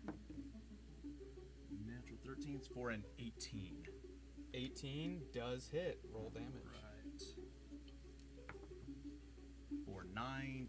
Wow. 9 piercing damage. Ah. So you would attack this one. He attacked that one. Okay. Yep. I'm just keeping track of for HP. Okay. Anything else on your turn? No, that's it. I'm just going to try to take some pressure off our new little paladin friend there. And, that's still me in between anything that could come at Orin. Perfect. Kevward, you're up. Falcon on deck. Alright. Kevward's going to rush to the one that Drake just attacked and try to chop it in half. Nice. Okay. So he moves. Look at this. Oh no. Look at this shit right here. What is it? Is it a 1 Okay. It's a again? natural 2. Stop. He's better. Okay, so Kevward just kind of why change? Like why change? Why change? So he he takes a strike, misses. He has not taken damage. So How much movement but did he use to get there, and where is he 15 specifically? feet. You're on the stairs, on the bottom of the stairs. So, but I'm in melee with the other one. Yes. Alright, am I able to rotate around to the aft side of that Like right here? mob? Or like here? There. Yeah, because these are small creatures, so you can... Okay, he'll stay in melee with it right there. Perfect. I will say, rotating through this one would give that an opportunity attack. Then I will not do that. Okay. Do you want to... There is fine. Okay. Mhm. Okay. So that's Kevward, Fonk, and Kev, then Bad. so we've been attacking this one to the right. Yes. Okay, so I'm going to keep on that one to the right. I bring my maul, and when I bring it up from the bottom and up. And then as I'm coming down, I give it a nice hit on the head. Okay. Okay? Roll So, the hit, D20.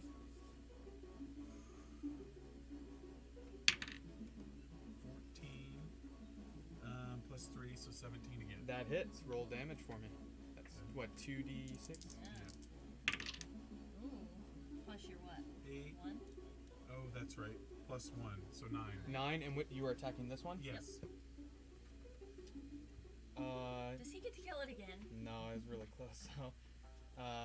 So you slam down, but it's looking really hurt again. Yeah. I mean, its one eye is bruised and closed, and there's a gash across it. Anything else on your turn?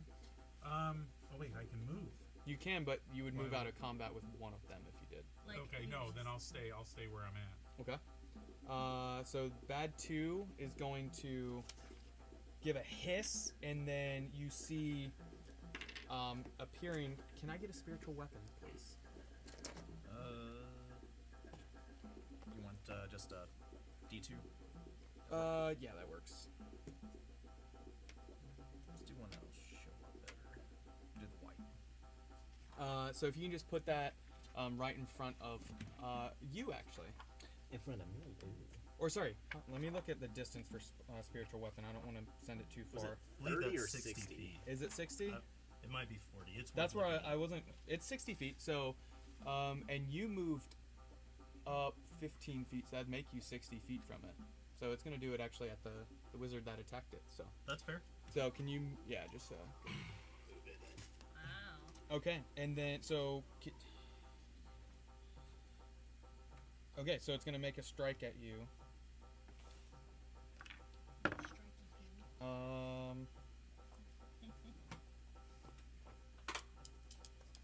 So many books.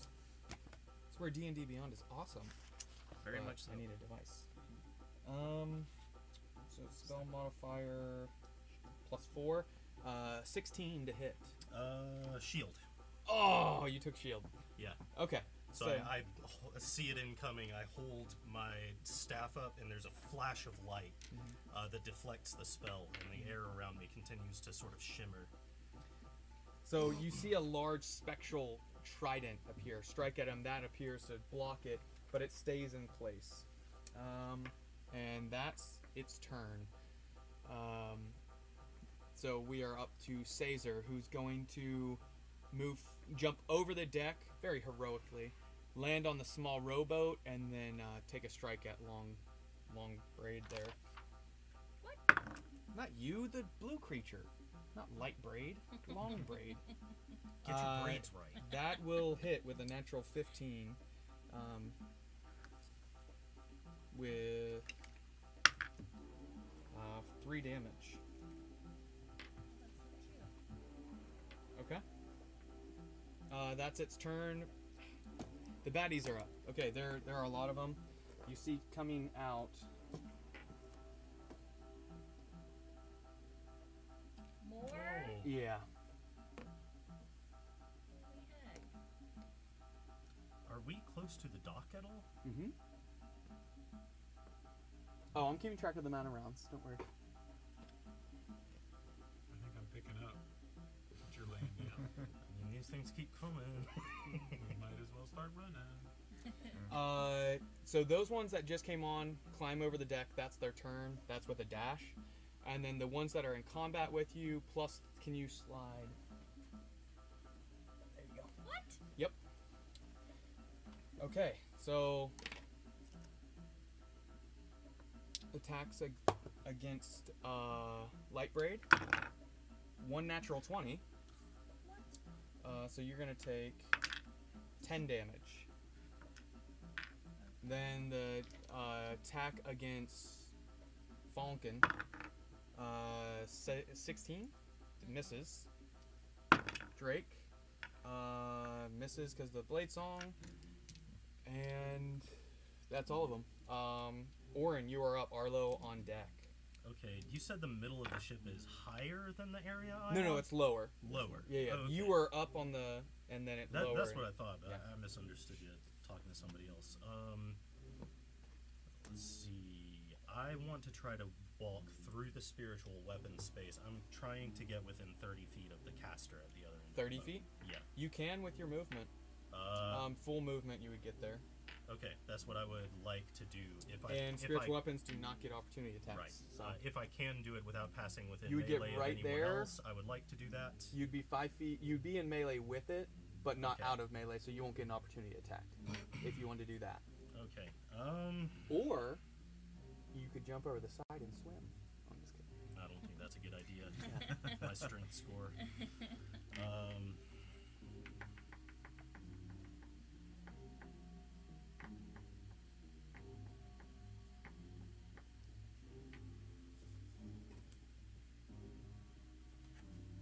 Okay, I have another question. Okay. What's the width? How far away is this guy from me? From right there, From my current position? 20 feet, 15 feet, 15, 20 feet, The difference matters. 15 feet. 15. Yeah. Um, It's 15 feet in between you. So. Okay. Would I be able to create a cone effect that includes these three, but not You my can, allies? absolutely. How far is the stretch of the cone? Is it 15 foot? It's a 15-foot cone. So if you faced it like that, honestly, you could have moved 5 feet. Or no, you would have to. Yeah, you can get them. I'd say yep. Okay. Well, I mean, I can stop, do it, and then keep moving Yeah, that's true. I mean, you can get all three of them from that position. without hitting any of my allies. Just barely, but yeah. Then I'm going to. Nope, didn't prepare Burning Hands. Never mind. I'm gonna cast Hideous Laughter at the spellcaster. Okay, that's That is a wisdom save against spell save DC 14. Okay. I want to lift it up to show. It's Kraken. All right. Well, But that would have been great. that's how it goes. That's my turn. Okay. Arlo, you are up. Drake on deck. That would have been so cool. Okay. Me making a shark laugh. I was trying to get him, or I could have made it fail. Alright, so where am I? Okay, I'm right there. I kind of go back to back with Funkin and share the same space as him. And I attack this one right here. The one you had before? Yeah, the one that we've Okay. been attacking. Go ahead and roll the hit. Okay. Drake on deck. Hold on.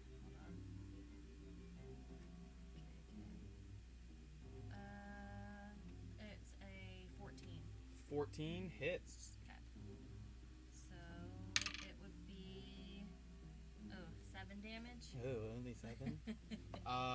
Would you like to flavor how you kill it? Ooh, yes, please. Since it's Okay, your so first. I'm back to back with Funkin, and I say, "Stand back," and I and just.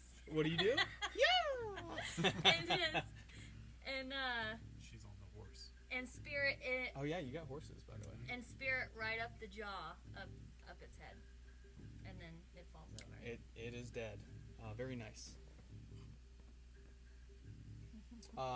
You can use your movement. You're not in melee with anybody now. So I'm going to, well, I'm trying to decide if I should go towards the big baddie as well or keep fighting off these little creatures. Who's this right here? That is Orin. Okay. I am going to just keep going. Where are you moving? I'm gonna. If you Move run my- past, like you can get into, you can use 15 feet and get right here without taking opportunity. If you leave that will get to take a strike Okay. at you. Yep. I'll go right there. Okay. So that is up to Drake and Kevward on deck. Maybe Kevward will hit. Probably not. Yeah. I balanced it to have Kevward in it, and he's done nothing. Yeah. Yeah. I guess He he's been a hasn't, meat he shield. hasn't even soaked a hit. Yeah. I just will continue to strike at that. The darker blue one? The darker one. Okay. Ooh, 21. That hits. Roll some damage. And that will be another 6 piercing How damage. would you like to flavor it for me? Well, Drake is all about precision with his blade work, so he just straight through the larynx and then sweeps it back out. Beautiful. And I will That one's off the board. then turn my attention to the bastard that just popped up on deck, and actually, I just want to swing around to where I'm Okay. like that. So staying in melee with the, okay. Exactly. Very nice. Kevward's up, Falcon on deck. All right. Let's see, which figure is Kevward? The robed person? The tall, like, knight-looking one. Yeah. Got it. Has anyone hit either of these two in front of him? no. Okay, then he's just gonna rotate around the dwarf in front of him and come up to the nearest figure there, the nearest Sahuagin. That one? Yep. And he's just gonna. Make an attack. Okay, this will probably at least connect. Let's see what is. I'm just glad it's doing something. You know? Fucking A, man. 17 to hit. 17. Mhm. That hits. Roll some damage. Third time's the charm. And I get to roll a d12. I don't know if I've ever rolled a d12 in this game. Oh, wow. So that is 12 damage total. Ooh. Oh, plus 2 for rage, so 14. Okay, very nice. That one's a little bit smaller. He actually like cleans it in half. So that one there is off the board in the center. Very nice. Yay, He's made up for it a little bit. Does he have any more movement still? That would have only used 15 feet, so he's got 15. He's going to use the rest of his movement to go toward the spellcaster. Okay, so that would move right there. Like, blood is still dripping from his axe as he goes, "Ah!" He's pissed he missed those 2 times. Like getting, Yeah. you know, you get pissed when you're doing things and not successful. Okay, very nice. If he missed again, he was just going to get mad and hurl the axe Yeah. into the sea. And you start Give Punching, up like- the life of an adventurer. I'm going to go farm. Like, Yeah. fuck this. Funkin', you are up. Them baddies. All right. Funkin is going to come over and help because I've only got 25 feet. You're gonna help Drake. Yes. Yes. That I'm way. going to help Drake. Yep. I'm going to ride up on that thing, you know, like grinding. And maul it. Yes. You I'm make gonna bring that up- strike. Yes, okay. D20 it up. 15. Do I add anything? Oh, don't I add 3? Yep. Yep. So you That got hits. 18. The Yeah. 15 alone would hit, but Okay, 18. go ahead and roll damage. Double D6. Yeah. Ooh. Oh. 11. Plus 1. Oh, plus 1. 12. 12. That one has not taken any damage, right? Correct. Nope, not yet. You were just in melee, Yep. but you didn't strike. Okay. Very nice. That's awesome. 12 damage. Anything else on your turn? How many feet did I use to get over there? 10. 10? Well, so wait, can I ask how much life it has left? Not exact, but you can see it's hurt. I mean, from see that that's strike, I pretty mean, hurt? yeah. Okay. Yeah, so their hit points we don't really know. Okay, so essentially when I hit him, I actually knocked him down, and I decided to help him back up so someone else can whack him. Okay. You know, I'm That makes friendly. sense. Yeah. Yeah. I'm friendly. You Like, like could you animals, please come so back up? you're like, I'm only Yeah. attacking you because you're attacking me. All right, so then I will just stay there because I'm Perfect. there to finish the job. So it is the spellcaster's turn. Now that the portent dice are off the board. First, it's going to move its spiritual weapon, 30 feet on each turn? Or 20 feet. So let's... So what does that do It would go to here. exactly? What, the spiritual weapon? Yeah. It's a concentration spell that's like a large weapon that's magical that you can make a strike with as a bonus action. Okay. Yeah, you cast it, and this like spectral weapon remains active for Okay, a while. so it's gonna Got make On a your turn, strike. you can make an attack. Got it. So he can Natural attack himself 18, and- so... And with that? Got it. So Caesar's gonna take that's 6 plus 3, so 9. Caesar's looking rough. Oh no. Well, he Should The have been evil faster about getting characters. us on the boat. Or I Yeah, might have really. He could have stepped With it his- up. with his And little then on its riddles. turn, that was Yeah. its bonus action. Yeah, you don't hire anyone for anything apparently, and I can't heal you, so. It's going to. That's kind of a waste of that spell slot. So I'm not here. Let's do a guiding bolt at. Most immediate threat would be Kevward. So, because it's the closest and big creature. So Kevward, guiding bolt. It's to hit, or is it spiritual? It's a believe roll it's to roll hit. to hit, yeah. Yeah, you roll against his AC. 14 plus 3, 17. That will hit. Okay. And then let me find gold. Hit it hard. Yeah, it's a pretty heavy blow. It's yeah. Nobody. That's what she said. Guiding bolt 4d6.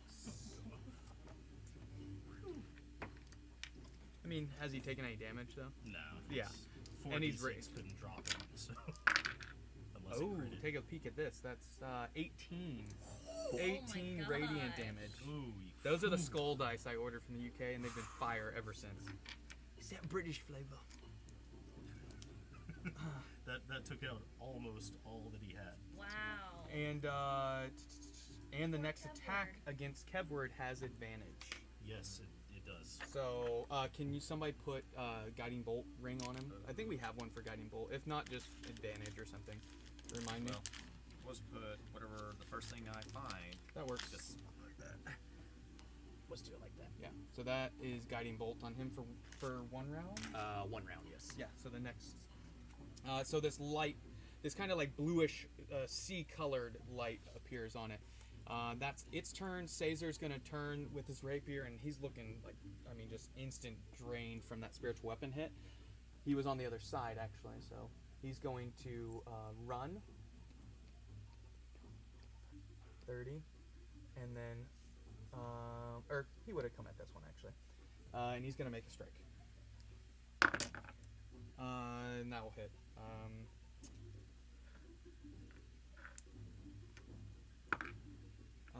7. So that one drops from Caesar. Nice. All right. Caesar, now all the baddies. So this one's going to move up.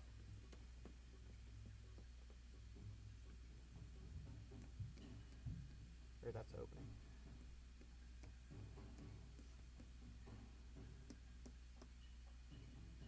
What? Used dash. So it can't make an attack, but the one can make an attack against. Who would it attack? Probably Caesar because it saw it strike its ally. But misses with a 3. So that's the baddie's turn. Or sorry, this one can attack the other deckhand, Caesar's last hand. So that hits. If it rolls more than 1, that guy's dead. A 6. So that deckhand dies. Theodore. Really got to know him. a little. Yeah. You Orin, guys- It you're looks up. like Tuck we me in. might be Theodore! gaining a ship. Yeah. This would be nice. Orin, you're up. Arlo on deck. Warren's gonna cast Firebolt at the spellcaster. Firebolt. Roll to hit. It's like the third time. So that'll be a dirty 20 to hit. That hits. Give me a d10. 3 fire damage. Okay. And Oren's gonna back up just. Can you move me just over the edge? Like right onto here the- or here? Yeah, well, like up. So that would take all your movement. Okay, that's Just to fine. climb over, yeah. Yeah, that's where. Actually, no, I want to stay on the lower. Just on top of the boat? Yeah. The little rowboat? Okay. I'll duck into the robot. That'll give you a half cover then. Cool. If you do that. Nice.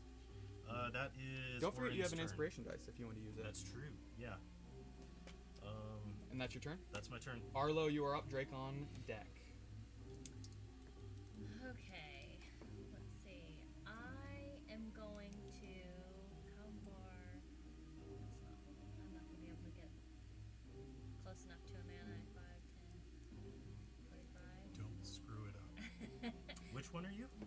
The little silver one. You're within like 10 feet of the guy that's Yep. next to. Yes, you are. Oh, what? 10 say feet that's to a bad this. guy. Oh, that one. And 10 feet of this, actually. Yeah.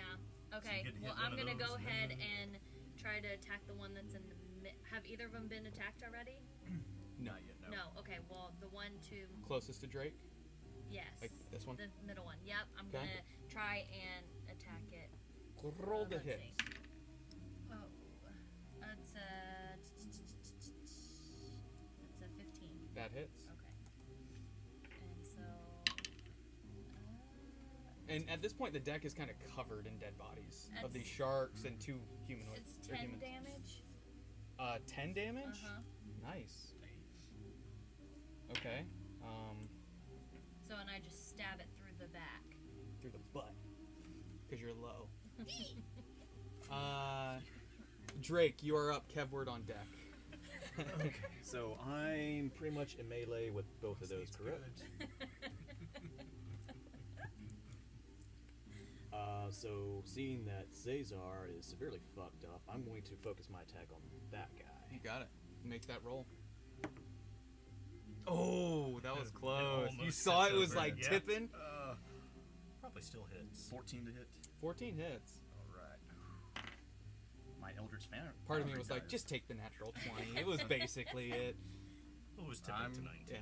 6 piercing has been my number today. 6? 6 total? 6 total. Yep. And that was against the one not attacked yet? Correct. Okay. I'll Anything just else on your say- turn? Right here, ugly. Come get some. Basically trying to Yeah, keep it distracted. focused on Yeah, I got you. and that yes, that's his can turn. come into play, actually. Kevward, you are up fonking on deck. Alright, can Kevward make it to the spellcaster? He can. Alright, he's charging forward. He can He's just gonna barely he's gonna put his foot on like the second step of that and Like, then just vault. launch Yeah, the rest of the way. literally like anime, like Yeah, like there's like a streaks. the screen gets split by Yeah. like light and there's like line effects. And that's not terrible. What's his to hit? Oh, it's +5, so that's an 18 to hit. That hits. Yeah, All right. So we went from what, a 1 and a 2 to then a 12 and a 13. you ain't playing. That is 9 Very nice. slashing damage. Okay. Very nice. Actually, no, it's 11. I 11. keep forgetting about rage. Yeah. Okay. Anything and else? That is it for him this turn. Okay. Fonkin, you're up, and then the baddie. Okay, so then I'm just gonna move over, just a smidge. Is that far enough? I move to start striking this one. So then I guess I roll my d20. Yep. It's an 11, so 14. 14 hits. Hits. Okay.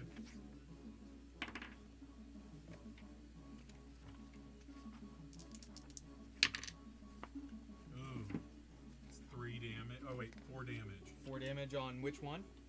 on this. The one right. That actually takes it out. Very nice. Okay, so as I go to take it out, I call it close. Act like I'm going in for a kiss, and then right there I just smash it with the maul. That way it's done. And then I blow it a kiss as it falls over. Bada bing, bada boom. I like it. Thank you. Anything else on your turn?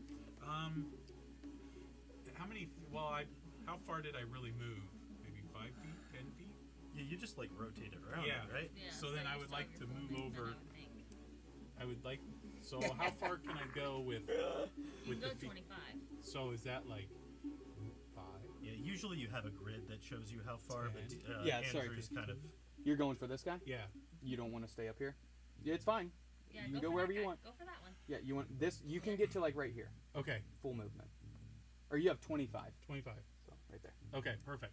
So then I move over there because I'm going to try to attack the guy at the front of the ship, so we can kind of do a Titanic scene together.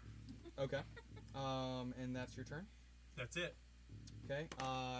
I'm gonna need Kevward and Orin to make a dexterity saving throw.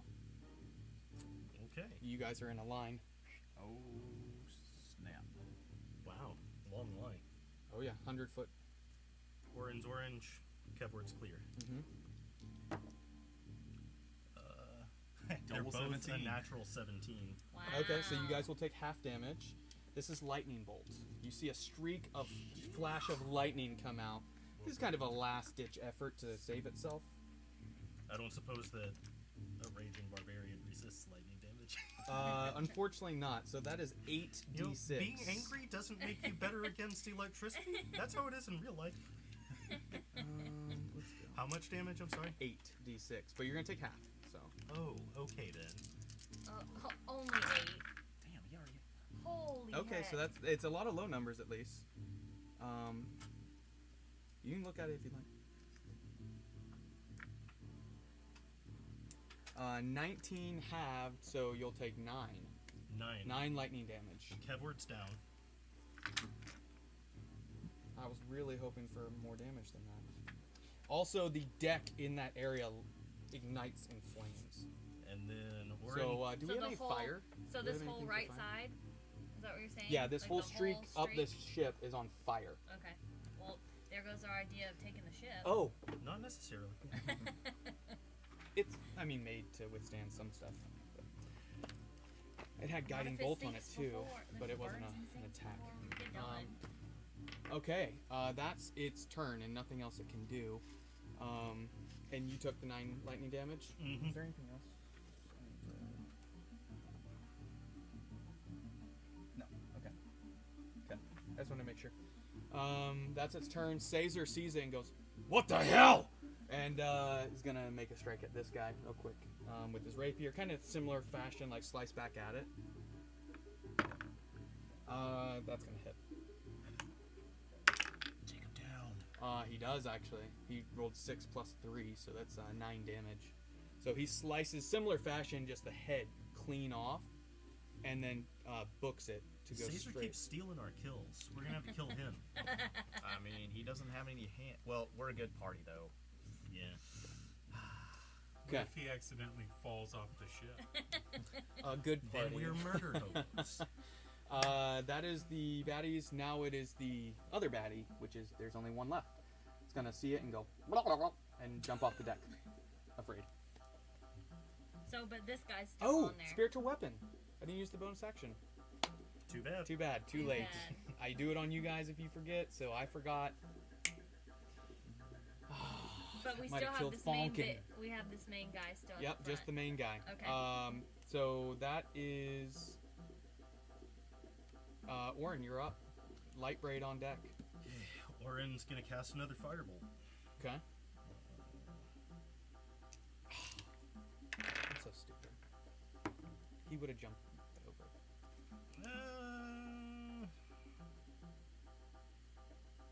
Yeah, I'm not gonna use it for that. That's 11 to hit.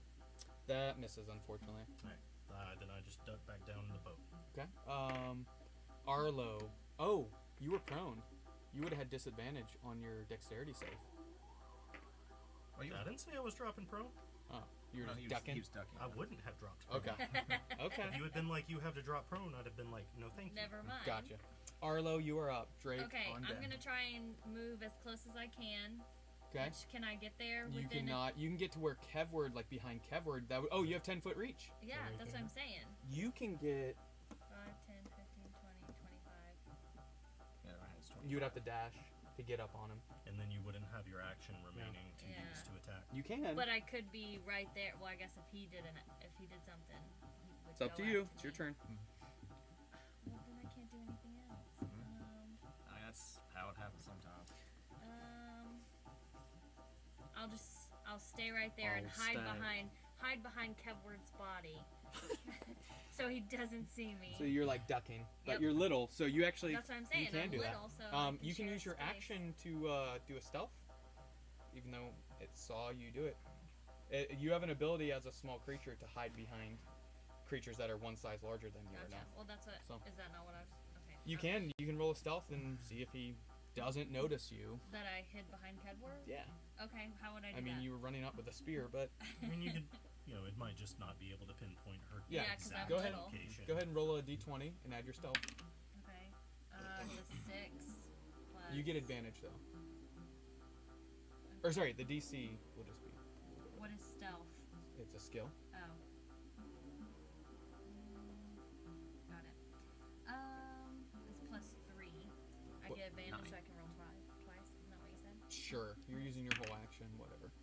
That's a natural 20. It's natural 20. You're hidden. Okay. Yeah. So you have full cover Okay. from Kevward's body. That's So all if he I needed to attacks know. Kevward's body, you're just letting Kevward die instead. Drake, you're up. Kevward on deck. Okay, so he's still same thing, one of those shark-like creatures, right? Yeah, this one seems different though. Obviously, There's one casting that, spells. Their sentence. Let's see. So then again, They're on parole. you see Drake kind of doing a little flourish, and he's holding his rapier kind of behind him now, and he has that orb or that diamond back in his hand, and you hear him exclaim, "Elding measure!" And I will upcast chromatic orb to 2nd level, Wow. Okay. Can you reach 90 feet. Wow. 90? But so this is a raised. Oh, it's deck raised. Here. Oh, okay. Well, I And have. like he's behind, because you see there's stairs. oh, That- gotcha, so he's kind of behind it. So anyone trying to cast spells or anything ranged would not hit from there. The only Okay. reason he's been able to because he had direct line of sight. Right. Okay, so I have 40 feet of movement. You could move like that and see him. Okay. Do that. Yeah. Go ahead. And that still puts me in between him and. You got it. I just wanted to make sure. I keep Oh it- yeah. No, I didn't know that. It would have been cool if we had a full physical. Natural check. 19 That hits. plus 7. So yes, that would be 4d8 of lightning Oh my damage. goodness. It's gonna be close. Unless you roll 9, 10, balls. 11, 12, 13, 14 lightning damage. Only 14. Yes, only 14. Only 14. He's looking real rough. So close. But he is just up. Damn it. Anything else on your turn? And I just take my rapier back out and just hold it in front of me like that. You know, kind of like, come at me, bro. Kevward. Death saving throw. So when you get knocked unconscious, That's a fail. so he has one. If you get 3 fails or 3 success, so if you get 3 fails, you're dead. What does a fail or success mean? You roll a d20. It's what, 10 and below? 10 and above saves. 10 and above. So 9 9 and below fails. I always forget which were. So you get you- 3? Yeah, so when you go to 0 hit points, you start on your turn, instead of getting to do anything, you make what's called a death saving throw. If you get 3 successes, you stabilize. You don't get any hit points, you don't gain consciousness again, but you're no longer at risk of dying. Got Yeah. it. If you get 3 failures, you die. There are special rules for if you roll like a natural 20, but it's Yeah. not really worth going into. Gotcha. Yeah. Okay. We'll tell you if it happens. Yeah. That is Kevward's turn. Falcon on deck. Oh, And then the bad boy. well, there's really nobody left up to bat, You can try and move towards it. so that's what I was yeah. So I'll move as far. 50 feet if you dash. You can use your action to dash, which gives you another full amount of movement. So Oh. you won't be able So to hit 5, anything. Won't 10, hit it. 15, Okay, 20, then I'll take 25, the 30, 50. 35, 40, 45, 50. So Okay, perfect. so let's use your action. You have no bonus action or anything you can really do right now. Nope, so You that's can it. when you get higher levels. So Okay. it gets to where like a single round or a single turn takes way longer at the higher level you get. So that's Falcon. The bad boy's on deck. Seeing this, he's gonna and jump off the deck. Oh, the hell he is. Anything else you're gonna do? Not right now. Yeah. He's gonna jump off and. What? He's He in the wussed out. I mean, he has 1 HP, so he's pretty like I'm gonna try and survive. 1? Oh, did I say I rolled 14? It was Yeah, really yeah. good. Then are you guys gonna attempt to try and go after him into the water, No, because Can't. I'm pretty sure. I or moved around. maybe try and strike? I mean, Is it someone that has strength? It would be good at it, right? My turn is next, right? your turn is next. It's only about Can what's I its spot speed it? swimming? Do I see it? It has 40 feet of swimming, so it took 5 feet to jump over, so it gets 35 feet into the water, deep. So you could, or it's nighttime. I would say if you do an attack roll, it would be disadvantage, but you can attempt to attack it. I mean, I might as well fire a firebolt after it. So you see Orin what's 120 feet for? 120 feet. So yeah. you even just like run and kind of peek over and see it swimming down, and you attempt to And cast some Levent I'm for gonna it. burn my inspiration point to make it an even roll. Hell. Make it cool. Yeah, it's a 10 to hit. 10. Unfortunately, 10 does miss. You actually see from that fire though that erupts beside it. It only missed by a few feet. 10. But it lights it up enough to where you see quite a few others of those creatures kind of swimming to it and in the same direction it's going. We've got to get away from the water. Where are the dock hands? Is there not guards here? Somebody, does anybody know how to sail a ship? I can, but I gotta help my people. I can. I know how. Arlo, Lightbraid, take the wheel. I'll get the sails. And he begins to, you, and somebody help that big guy. So he starts putting the sails down to get moving again. You help him? Yes, Okay. Have you any talent with healing? Paladins do. It's called lay on hands. I do. You have a pool of healing energy called lay on hands. You can use an action to just choose how many points out of that pool you want to give another creature. Would that be a spell or a? It's just an ability that paladins have. It'll be on your features and traits Oh, tab. there we go. And what's it called? Lay on hands. And one good thing about that is all that it takes to revive an unconscious character is 1 hit point of healing. Okay. So you can bring somebody up and get them back in the fight, even if you only have like 1 point left. So the main drawbacks are obviously you can run out of that, and you also have to be standing. How many close do enough to they touch that away. get? It depends. It's 5 points per level. So at level Okay. 3, you'll have 15 points. Gotcha. So you have 15 points of it that you can. I need to find it. Congratulations, you guys are out of combat. The deck is on fire on one side, which you want to put that out as quick as possible because the sails will ignite. But you guys are slowly beginning to start moving as the wind is catching. So how big are the fires? Not this huge whole yet, side, but right? it's about 40 feet worth of deck. So the spell, Or sorry, 50 feet. the spell Prestidigitation gives me the ability to instantaneously snuff out a small campfire. Would I be able to like spend a few minutes like working on that? Yeah, I would say it would take roughly 2 minutes. Okay, Orin begins immediately working on that. Kind of looking at the biggest areas, doing those first, I imagine. Well, actually, the smallest ones, because those are the ones I'll be able to do quickly before Gotcha. they go out. Okay. So you do that, start containing the fire. I run to the So you run, grab the wheel. of the ship This and guy's try dead. and see what I can see, like how close we Caesar are runs to to the something. sails right here. Drake went and helped with the sails. What did you do? You're putting out fire. Were Well, you you gonna lay were on him healing. with You were healing Kevlar? Kevlar. Oh, you're healing Yeah, Kevlar. I'm That's healing. right. Healing him. And then this guy's down too. How many hit points you giving him? Well, see, where would I find that? And go to It should be on your features and Yeah. traits tab. So hit and even for This? actions, it might have it features and underneath like. traits.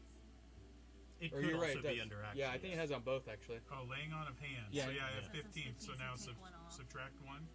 At least Well, one. I mean, yeah. Or however many However you want to many you give wanna him. give. So wait, how much? What does it give him? Just for 1 each HP. 1 HP to everyone that you give away. It doesn't take away from your it's HP. direct healing. It comes out of that pool, so you'll have to take a rest before So that it doesn't like replenishes. make you any weaker. It's just that. All right, pool well, that let's you give him have. 5. Okay. Okay. He was So- he wasn't always nice to me. So we're gonna give him 5. So Well, you might Kevlar need the wakes rest up later. and gets a little bit of healing. You guys begin to move forward towards the city, and you see multiple from that fire that's on the deck now. You see 3, 4, 5 of those steam-powered rowboats, and one of them looks like it's got a big like water tank on it, like a big barrel. Oh, they're coming for us. Yeah, I mean it was a good bit away. They were coming once they saw lightning strikes and fire erupt. When I see people coming, I'm going to cast Disguise Self on Okay. myself. I'm just going to appear as like a human I was version. hoping you would forget. Like a human version of Orin, Yeah. just dressed in like typical sailor like deckhand garb. Okay. Something that wouldn't look out of place in Your fantasy. disguise self still up? It's Well, been that's what I was going to ask. So I cast it at half an hour out. It lasts an hour. I would say you have about 20 minutes left of it. Okay. You three, what are you doing? The big Goliath, the gnome, and the halfling. I am going to cast minor illusion and make myself into a chair. Okay, like just on the deck, kind of up Just against on the deck, it's just a chair. That actually isn't how minor illusion works, unfortunately. It only lasts a certain amount of time, like 1 round. So minor illusion lets you create an image or a sound Yep. within a 5-foot cube. Yeah. And if it's a big enough thing that you can conceal yourself inside I it, see what you're then saying. you can go into it. But if you wanted to make yourself seem to be something else, you would have to use. There's other spells for that. Yeah, okay. But that generally- hole is still open. You guys could go jump back in the hole.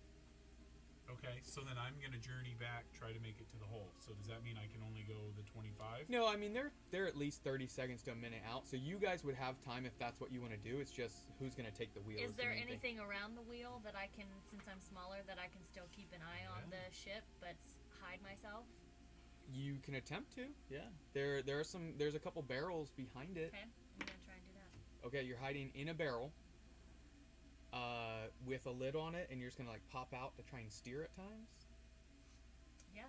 How from? You're very small, and it's like 10 feet. No, from I was the- just not in a barrel, but just kind of behind, just kind of to hide myself. If they do come on board, I can just hide. Okay. But if something happens, I could take the wheel if I needed to. Take the wheel. Mm-hmm. Okay. Okay. Kevward, what would you like Kevward to do since you're running his character? I guess. Well, he just gained consciousness, so he's probably pretty focused on that.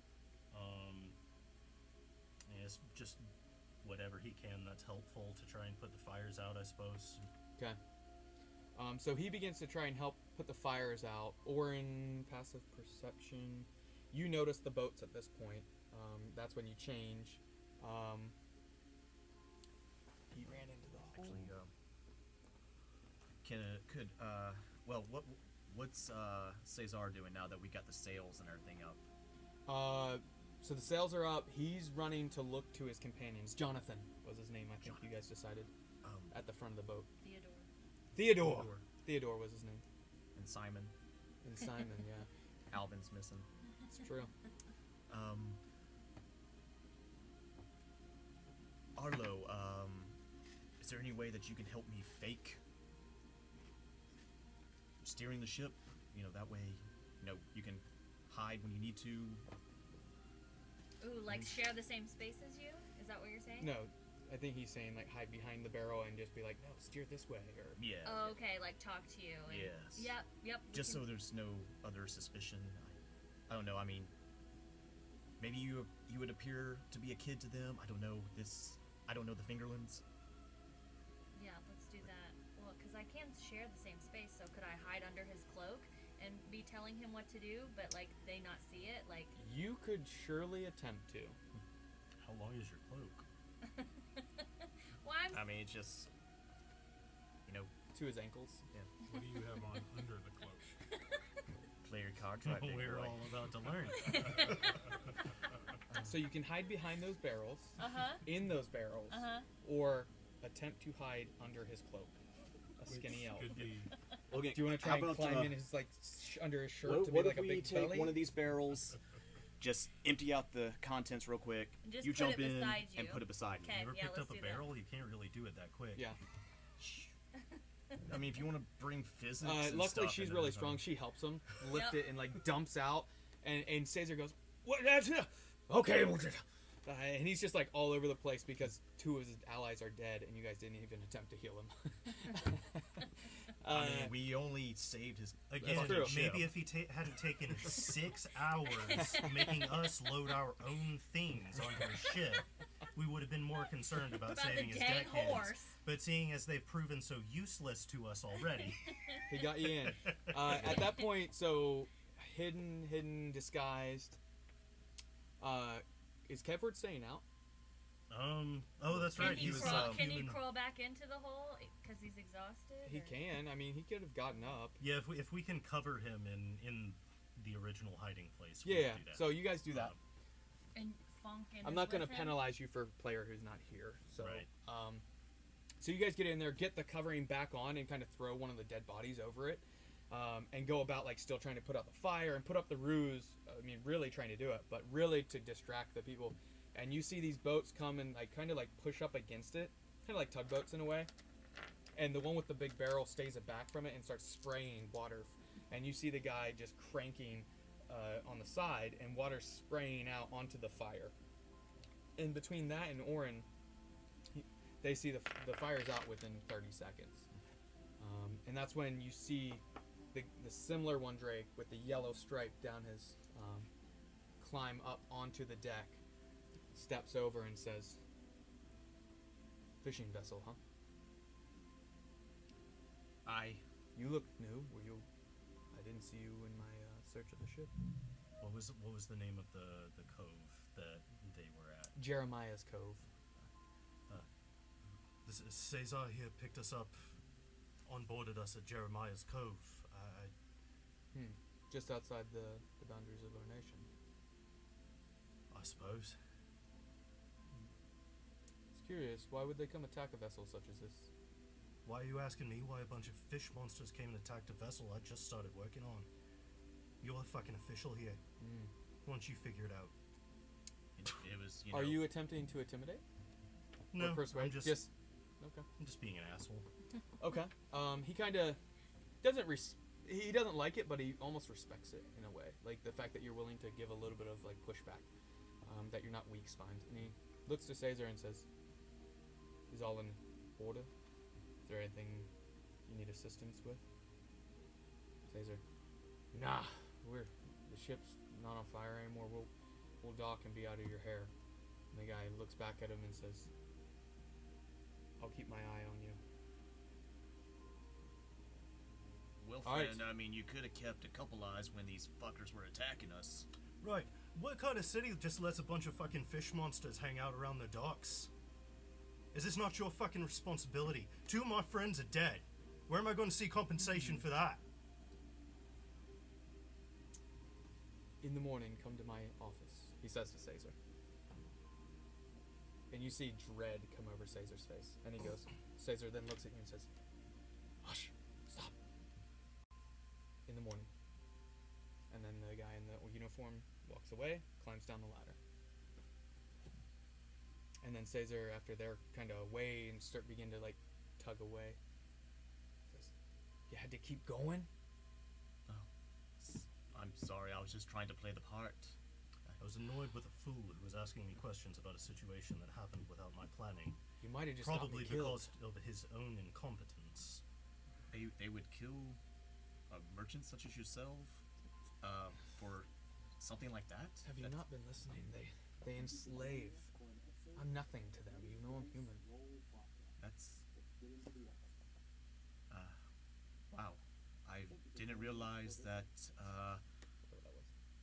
the Fingerlands were that barbaric. That just doesn't make good business sense. You know, if you want to go with the bottom line, let alone, a waste of life. That's how they do business here? They're so wealthy, they don't care about little merchants like me. Whatever. For that, I'm going to take you in I to the apologize docks, and then I don't want to see you again. Yeah, the feeling is mutual. And he's going to take the wheel and begin steering in. You guys make it into dock, and when you get there, you see there are probably about 6 guards that are patrolling, but a few of them have their eyes just on the ship, the Sea Shepherd. And you guys what would you like to do? Since 2 of you are disguised. Yeah, well, and at that point, what's the time frame from... You're getting real close on yours. Okay, then I will just go ahead and cast Disguise Self another time. Okay. So both of you are still disguised. You have about half hour for yours, 45 minutes even. How would you attempt to get off the ship? So is the ship going to be unloading cargo? Mm-hmm. Okay, so that's probably how we need to try and get our non-human, non-disguisable friends off of it. Okay. Kevward's going to be the only one that's going to be difficult. The other 2 are small, so I'd say the DC's much lower, but just to give you a heads up, like Kevward's going to be a little more difficult since he's a Goliath. Alright, Well, we've already got this one inside of a barrel. Mm-hmm. All right. Will this one fit inside the same barrel? Yes. Do you guys know each other well enough to be comfortable with that kind of Since like... I couldn't be a chair, I guess I will hop in her barrel. You guys, your spear won't fit Okay. unless you. Yeah. Yeah. Well, remember. Don't break my Wait. I'll finger. say way to ruin my surprise. Yes, I unhinge my spear into 2 pieces and slide it down in. Very nice. Okay. And Fonkin jumps in, I impales hop. himself on the spear. Yep. Take one right in the booty. But anyways, I get in the barrel with my sergeant and just sit there quietly, waiting to get off the ship. All right, we flip the barrel on its side and then roll it down the gangplank. And you guys just. You both take 1 bludgeoning damage just from getting rolled. And get you guys roll it off onto into like an alley where it looks like you're offloading all your stuff into, and then all that's left are the horses and Kevward to unload. All right. The horses are easy to We'll do. throw Kevert in a barrel too. I have a question. Isn't it? I don't think he'll fit in a barrel. Have you ever seen a barrel? He's you know quite they big. make large ones, right? They do, but this ship only has like smaller ones for like fish. Is there any like tarps or stuff that we could throw over I have a question. like a barrel? You're in a The- barrel. Oh. I'm just kidding. Well, isn't this where the slaves are? So could you pretend that Kevward is a slave You could. and like have him like tied up on a horse or something, and that way you could get a horse and Kevward in? And you do have papers for you 3, but not for them 2. Just heads up. Yeah. So tied up behind a horse. Well, we'll just have Kevert. We'll make sure that his papers are in order and he's got them on him, and we'll have him help us with the unloading. Perfect. That works. And I'll be really rude to him and treat him like trash. So Okay. Give a performance check with advantage because you're disguised and you're treating him badly. Natural 19 plus Okay. 3, so 22 for performance. Basically, they would have to roll a natural 20, and they didn't. So, yeah, they actually they mock and laugh at you making fun of him, and get in on it themselves a little bit. Kind of like one of them throws a tomato that's half eaten at him and hits him in his chest. You have to kind of calm. You lot be careful with my master's property. Oh yeah, who's he belong to? You want to know, you can come read his papers like any fucking one else, and then I just keep on with my work. Alright, get a load of him. And then he keeps walking, but he keeps an eye on you guys. You guys unload the crates, get Kevward to kind of like carry, especially some of the bigger ones. And Caesar says, "Alright, and I meant it. I don't want to see you again. I don't want you harmed, but it doesn't seem we mix well. That's fair enough. You'll have to find another way back to where you're headed." Oh, try not to blame the next group you pick up for the profession you've chosen, friend.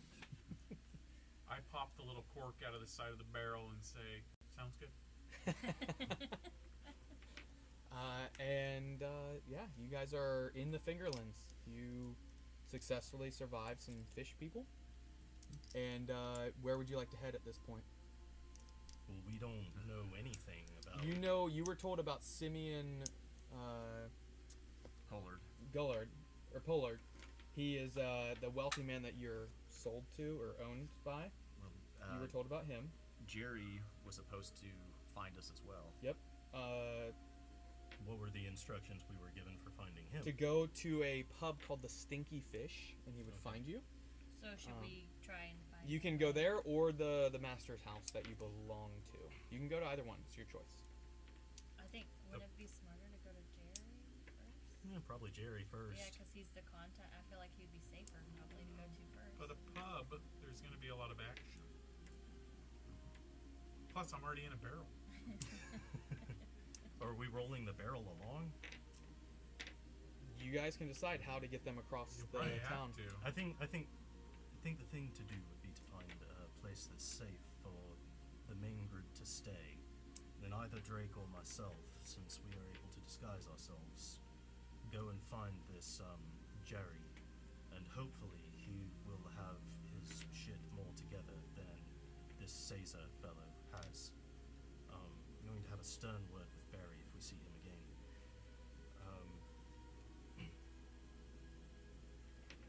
Sounds good. So I guess since we're human now, again, should we? Well, it will depend on Just how help me. quickly we can find. I have the materials I need to disguise myself once more if I need. The same. I got one more. Looking at the map, you can attempt to ask the guards the location, or you can just walk around. How would you like to Is do there anyone around who's not a part of like the government? it? It looks like there's some other fishers. Some other dock Yeah, workers? you guys are in someone this like that? location. Caesar's on his ship. You guys are on this dock unloading. So, He's dead. Alright, I want to. Is there like a group of dock workers that Mhm. looks local? Alright, I'll go and if I can find a group of them that's like struggling with something heavy, I'll like help them with it for a second first. okay. And then like when I put it down, like say, hey lads, what was the name of the The stinky, Stinky fish. fish. Stinky Fish? I'm looking for a pub named the Stinky Fish. The stinky fish? Yeah, Indeed. it's just down the way. You just take the alley here, and he points, and he goes, go about three blocks up, and right on the river there, you'll see it, and it's got a fish on a sign, and it says the stinky fish. Right. Thank you very much, sir. You're welcome. What was listen, your name? Dave. Dave. Oh, perfect. Nice to meet you. I'm Buster. Listen, I've offloaded some cargo over there. My brother's watching it, but I worry that he may, he's not so familiar with the area. If you get a chance he to looks look a lot. over, if you see any trouble heading his way, would you give the red-haired fellow over there a little bit of a heads up? Yeah, we can do that. You've been a nice chap. I appreciate it. And maybe we'll meet you down at the pub for an ale. Oh, I do. I'll buy you a drink. Oh, he's a good guy. All right, and I'll go and relay to Drake. Like, would you like to stay here and keep an eye on everyone? Should I go on my own? Yeah, that'd probably be the best. Make sure that they're safe. I mean, we do have Kevwood's papers. I guess at worst, we can pass off ours as theirs if need be, and just act like it was a fuck up. Hopefully, it won't Yes. come to that. So, Yes. um, I mean, the I'll thing to say- remember is neither of us would have any authority in our position anyway. There's a limit to how much we might be expected to know, and we can play that to our advantage. so what do you say? Give or take, give about 10, 20 minutes, and then I message you. See Does what's that up. sound like a reasonable span of time? Basically? Yeah, I mean, they said it was only 3 blocks, so. Yes, it's only a few blocks away, and as soon as I find Jerry and arrange it, I'll be back. If you don't hear from me in 3 hours, assume that something has happened and make arrangements on your own. Okay. Recall that Barry did explain that Hive has some sewer tunnels that they transport people through, just because it was a few sessions ago. It's been a couple months, just so you guys are aware of it. Heard. And at that point, when you guys are having the conversation, you hear Buster say, "Hey, Dave says he's gonna buy us a pint. We'll go down to Stinky Fish in just a few minutes when we're done." And that's when you start making your way. I'll say, how are you on coin, brother? I'm a bit light. I should be able to handle anything I come across today, though. What do you say? Got 10 gold. 10 gold. Well, I still have quite a bit from my city guard. Here's I think 10 silver would be enough to spread around. Oh, Ale. I think I can buy drinks out Okay. of what I have, but thank you. All right, I'm gonna try to make my way to Stinky Fish. Love it. So you make your way in the direction he said, and that's where we'll pick up next session. Okay. I was looking kind of dreary there for a second. All those little fuckers coming up. You guys turned the tide really. Like if you hadn't, basically it was, I think the second and third round, end of the second, but into the third round. If you hadn't killed a few of them, more were gonna keep coming, even than what they did. So it was once basically they have like this sensory connection is what they have. Is what I was okay. getting. So they could tell when ones were dying. So Almost like very good. like hornets and bees. And Yeah, stuff in a like way. that. Yeah. Wow. And wizards are frustrating at low levels. Like Yeah. you have to be so careful with your spell slots, and so many turns you just cast cantrips. Yeah. Well, that will do us for tonight. We'll see you in maybe 2 weeks, maybe 4 weeks. We'll let you know. Just follow us on Instagram or wherever your social media is, and you'll find out when we are doing it. But it will be a Sunday. So we'll see you in a few weeks. Thank you.